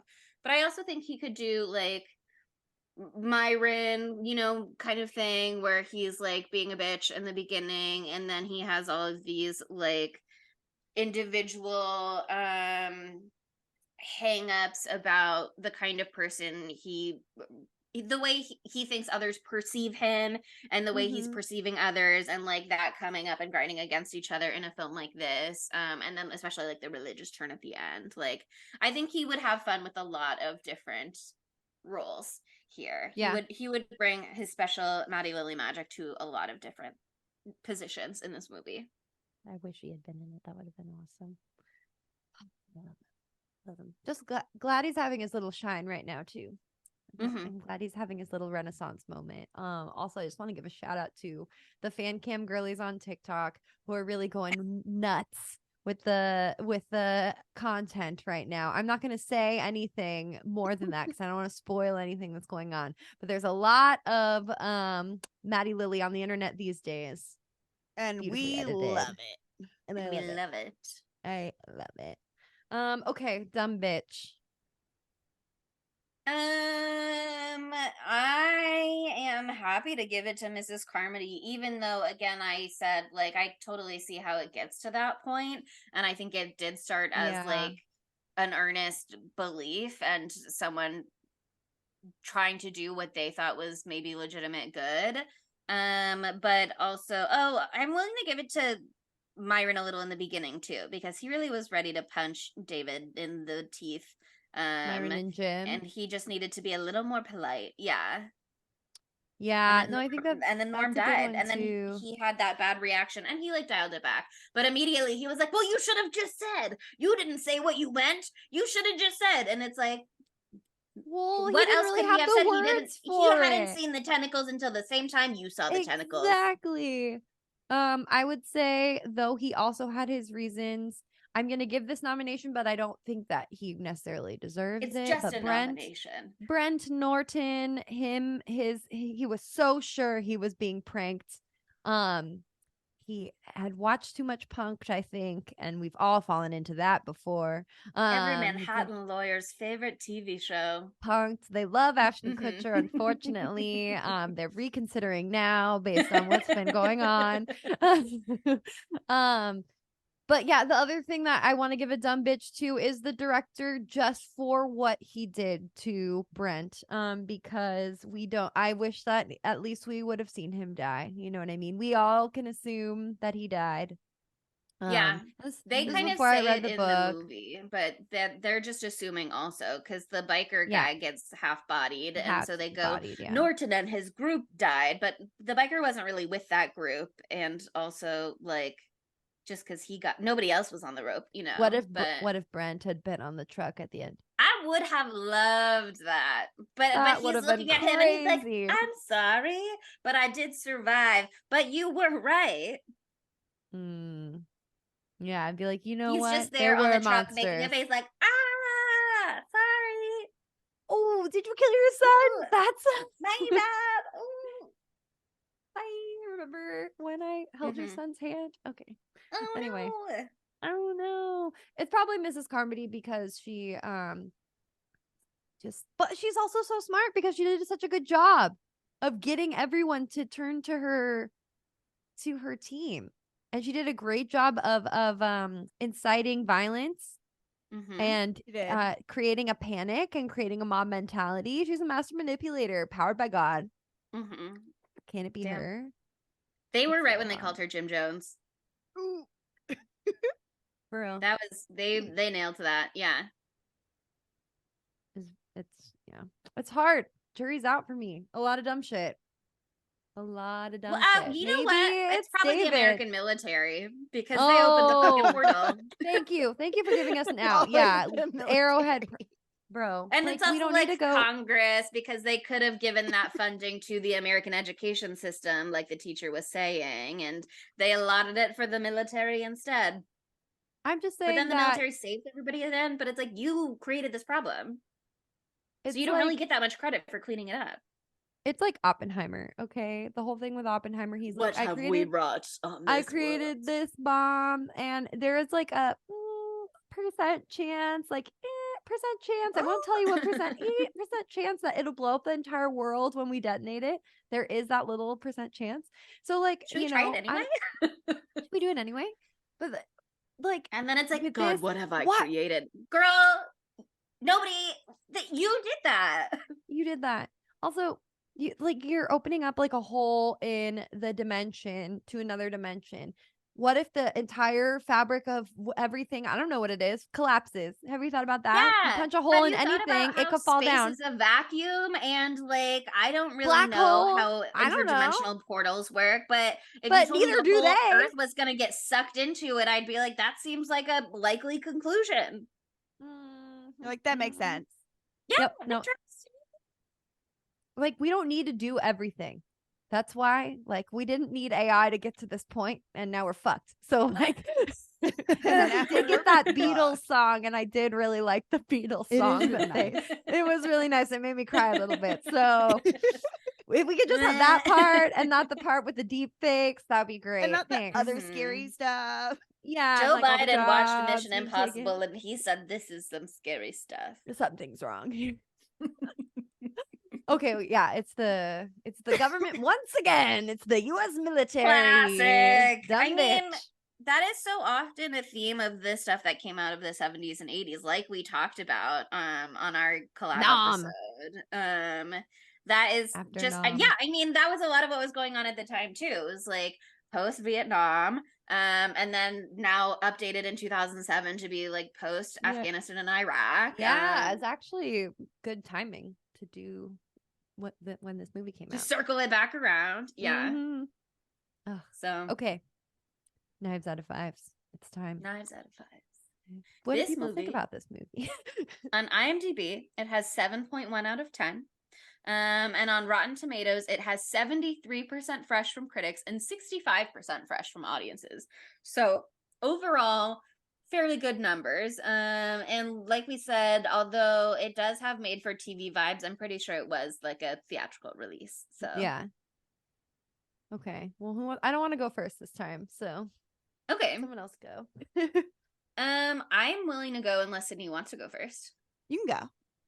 Okay. I like The Mist. I think it has a banger ending. I think the dialogue is stilted and not great, and some of the acting is also a little stilted and not great. But again, it's one of those things where it's like I am so interested in the that's what I want. Is I want like a psychological character profile a lot of the time. Like those are the stories I'm most interested in. And so like we don't really get that zoom in on one character necessarily, but to like look at it as an examination of like human society and stuff like that. I'm interested in that storytelling. I'm not a big creature feature interdimensional monster movie person necessarily, but I accept that as the framework for how we get this like apocalyptic scenario.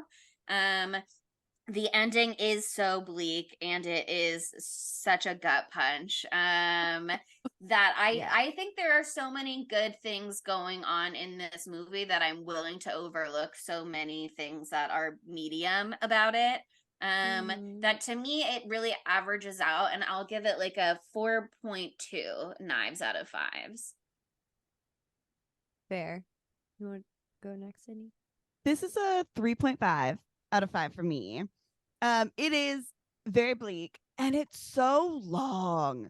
Like this is It an is 2 over hours and 2-hour 7 minutes. movie.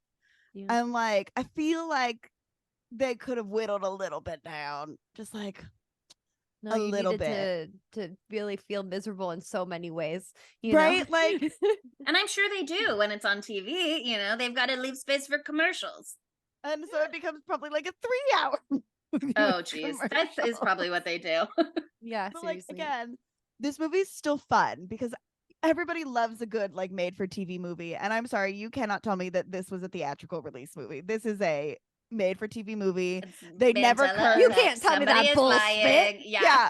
Like that's the actual line that they wrote. But this I movie is mean- very bleak, but I had a good time.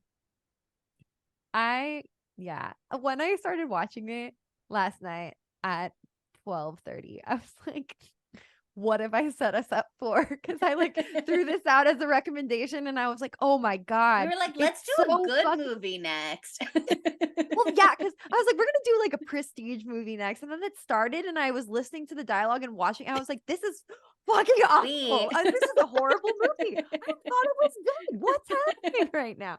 And then it gets better, for sure gets better. But like, oh my God, it was like watching like an alien give it a try. It was like an AI script, honestly. It really was. Like they're giving it their all, but they don't have it.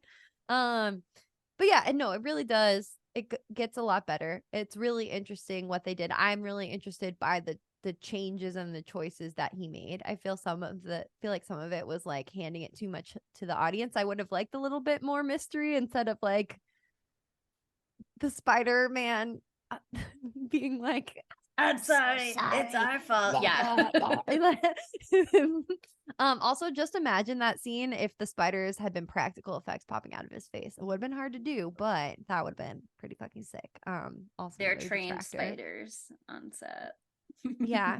But yeah, the ending, I've never felt that way after seeing a film. I remember I think I screamed in agony, similar to the way that David screams. I was like, what the fuck did I just watch? Who created this? The devil himself. But no. But yeah, so it definitely has some flaws, but I'm really glad we did cover it because it was a hoot and a half. And also fuck you, Peacock, for taking away all of my bad words. It really took me out of it. I was like, these people are going through the agony of their lives, and you're making them say sons of witches and bullspit and shucks. Like, what the fuck? So that was very upsetting. I think I cursed enough in this episode to make up for it. But I'm gonna give it a 4. I'm gonna give it a 4 out of 5. Okay. Shouts out to I Stephen do King, my guy. want to mention one more line that I forgot to bring up earlier that I put in my notes just because I thought it was so funny. After Ollie shoots Mrs. Carmody and they're like leaving and they're going out, David says thank you, and Ollie is still just like processing, like he killed somebody. That's a lot to take in. It's hard, yeah. And he says, "I wouldn't have shot her, Dave. Not if there'd been any other way." And Dave is like, "That's why I said thank you." And I just loved that bit. I thought the delivery of it was so funny. And I cackled out loud, and I don't think that was necessarily what the movie was going for, but this deep personal moment, and you're just like, yeah. you had to shoot her, Ollie. You had to. And then, and that's why I said thank you. I just thought it was so funny. Such a funny little film. Funny. Watch it on Peacock for a laugh. Try to watch it somewhere else if you're having a genuinely good time. Yeah, pay the $3.79. Honestly, it's probably pay worth the it. $3.79. Pay it. Don't give Jeff Bezos your money, but also do, because we want you to have the DVD delivered to your house from some other DVD that's not delivery Amazon. service. Yeah, Alibaba. Go to the thrift store and be pawing through those DVD baskets. Yeah, you'll find it. Yeah, that ends the mist for us. Don't worry, we're not all gonna kill ourselves except for me, and then we find out everything's fine at the end of this episode. Oh my god! Don't worry. Though we are all giving each other that look that says "shoot me in the head" right now. Yeah. It's time. But that's a little bit how I feel, because next up drama queen. I actually am giving you that look, and I wish you'd kill me before we have to do this next film. Next up is a movie that we have all seen before. I think we all watched it together. And it's the only time I watched it, and I had a really bad time. I really didn't like it, but we hated it. We all hated it. The possibility that now that I know what's coming, maybe I can bring myself to enjoy it. We're gonna find out. And if not, we're all gonna be haters. It's fine. If not, we're just gonna be haters for an episode. Fun. But Thanksgiving is coming up. We wanted to do a family movie. And we thought, what is a movie more about family than Malignant? So we're doing it's a James Wan movie, right? Yeah, baby. Yeah, our favorite guy. We love him. We love all this stuff. Oh my gosh, the day before my birthday back in 2021. So we're doing Malignant, and we'll see how that goes. We shall see. And the exciting part is we will all be in person together to record this episode, so you can really feel maybe our hate vibrating off of each other's bodies in a way that you might not have on a normal Zoom recorded episode. So this is going to be fun. This is going to be fun. No matter what, it's going to be a hoot, okay? Yeah. A hoot and a half, as they say. Okay, it's time for the poll question. Let's see. How bleak can we get? How soon after running out of gas would you kill your son? 5 seconds, 5 minutes, so fast, 5 hours. Take a little nap, see if it is any better when I wake up. Similar setup to when we asked how soon after the ambulance door closed would Hank and Hector, or whatever their names were, from Lake Placid kiss. Similar fun vibes in this poll question. Yes. How many minutes until you killed your son and your parent mistress and 2 nice old people? I think that's got to be the question. The open-ended question could be like, we can't have it be that, because then people will get spoiled for the ending right when they click on it. We can't have it be that. The full question? Okay. How about we make it like, how long would you wait before you did it? Winky face. Winky And then- face gun emoji. And then if you listen to this point, then you know. Yeah, because we can't. If we Yeah, spoil that for right. someone, I will have to I'll have to use a bullet on myself. I'm sorry. And then the army will drive by afterwards. Yeah, and it'll be really but sad. I won't know about it, so it'll be fine. Yeah. So it'll be a little cryptic, babes, but you'll figure it out. You'll figure it out. The open-ended question can be like, how much explanation did you want for what was going on? Like, how much mystery do you wish that they left more mystery? Do you like what you got? Find a better way to phrase that, maybe, but Something like that, something to that effect. How much mystery is the right amount? Yeah, I think that's. Would you join a cult? Would you join a cult? Yeah, of course. We're starting a cult, please. What about a religious already cult, started a though, cult. Sydney? That's what we're talking about here. Are you a follower of Mrs. Carmody? No, I'm starting. You just said a 1 cult. second ago. Oh, that's true. You'd be Mrs. Carmody. Yeah. Yeah, if we don't make it about God and we're the new goddesses. Yeah. Actually, sorry, Sydney, you can't be a part of it because you're not a sister witch. You're not a sister witch, so No, that's why I'm the cult leader, because I'm the ultimate one. Okay, well, you can't We have recruit us two- because we're sister witches together. In the I don't power want of- y'all in my Two cult. warring actually. cults. God, We have that's two mean. warring cults. Oh my god, could you imagine? The grocery store would be in shambles. Everyone would be dead. No one would have made it out of there. Like the bugs wouldn't have even made it inside, and everyone would have been dead already. Oh my god. We should have had a Um, Catholic in there starting a Catholic cult and a Protestant in there starting a Protestant cult, and The Really bring it gossip back that to would history. spread so quickly. War of the Worlds. Be like, I heard that Sydney smells really bad. You shouldn't join her cult. You should join Josina's cult. I'd Don't literally even be go over like, there. Don't even go over there to get a sniff. Stay I'd be here. like, guys, don't even worry. These pterodactyls are actually on our side, and they're only gonna get Monica and Chelsea. Actually, I'm gonna Well, be wait like, until the guys, pterodactyls come and prove you wrong. wrong. I set up No, my they're gonna cult right land next on to me all the like beer. her and be like, our one true queen. Duh. The pterodactyls, even. Yeah. Well, we're gonna They set up know. ours right next to the refrigerated beer section, so we're gonna just win by default. But okay, it's time for That's so me much to beg you for a fertilizer. 5-star review. They did have a lot of fertilizer. Some of that was dog food. We're all feeling a little vulnerable right now after the horrible things that we've seen. So why not say that won't happen to you? Don't worry, babes. 5-star review, great job. And a 5-star review on Apple Podcasts or on Spotify. You can just put 5 stars and we'll know that's what you meant. Think about it. I'm feeling like I need that right now. If I'm gonna be on, if I can be so real with you, I'm feeling like I need that right now. And why not follow us on social media? We're at spooky_Tuesday on TikTok, Twitter, Instagram, Letterboxd. I forgot that one last time. And YouTube, we're releasing video episodes now. You can see our beautiful faces. I was eating a toast earlier in the episode. You could watch me do that. You can watch us all look at each other's face with that look that says, shoot me in the head right now. You wouldn't be able to see that otherwise. Mm-hmm. Enticing. We're also on Facebook and Tumblr at Spooky Tuesday Pod. And I will say, thank you for listening. See you next Tuesday. Bye, spookies.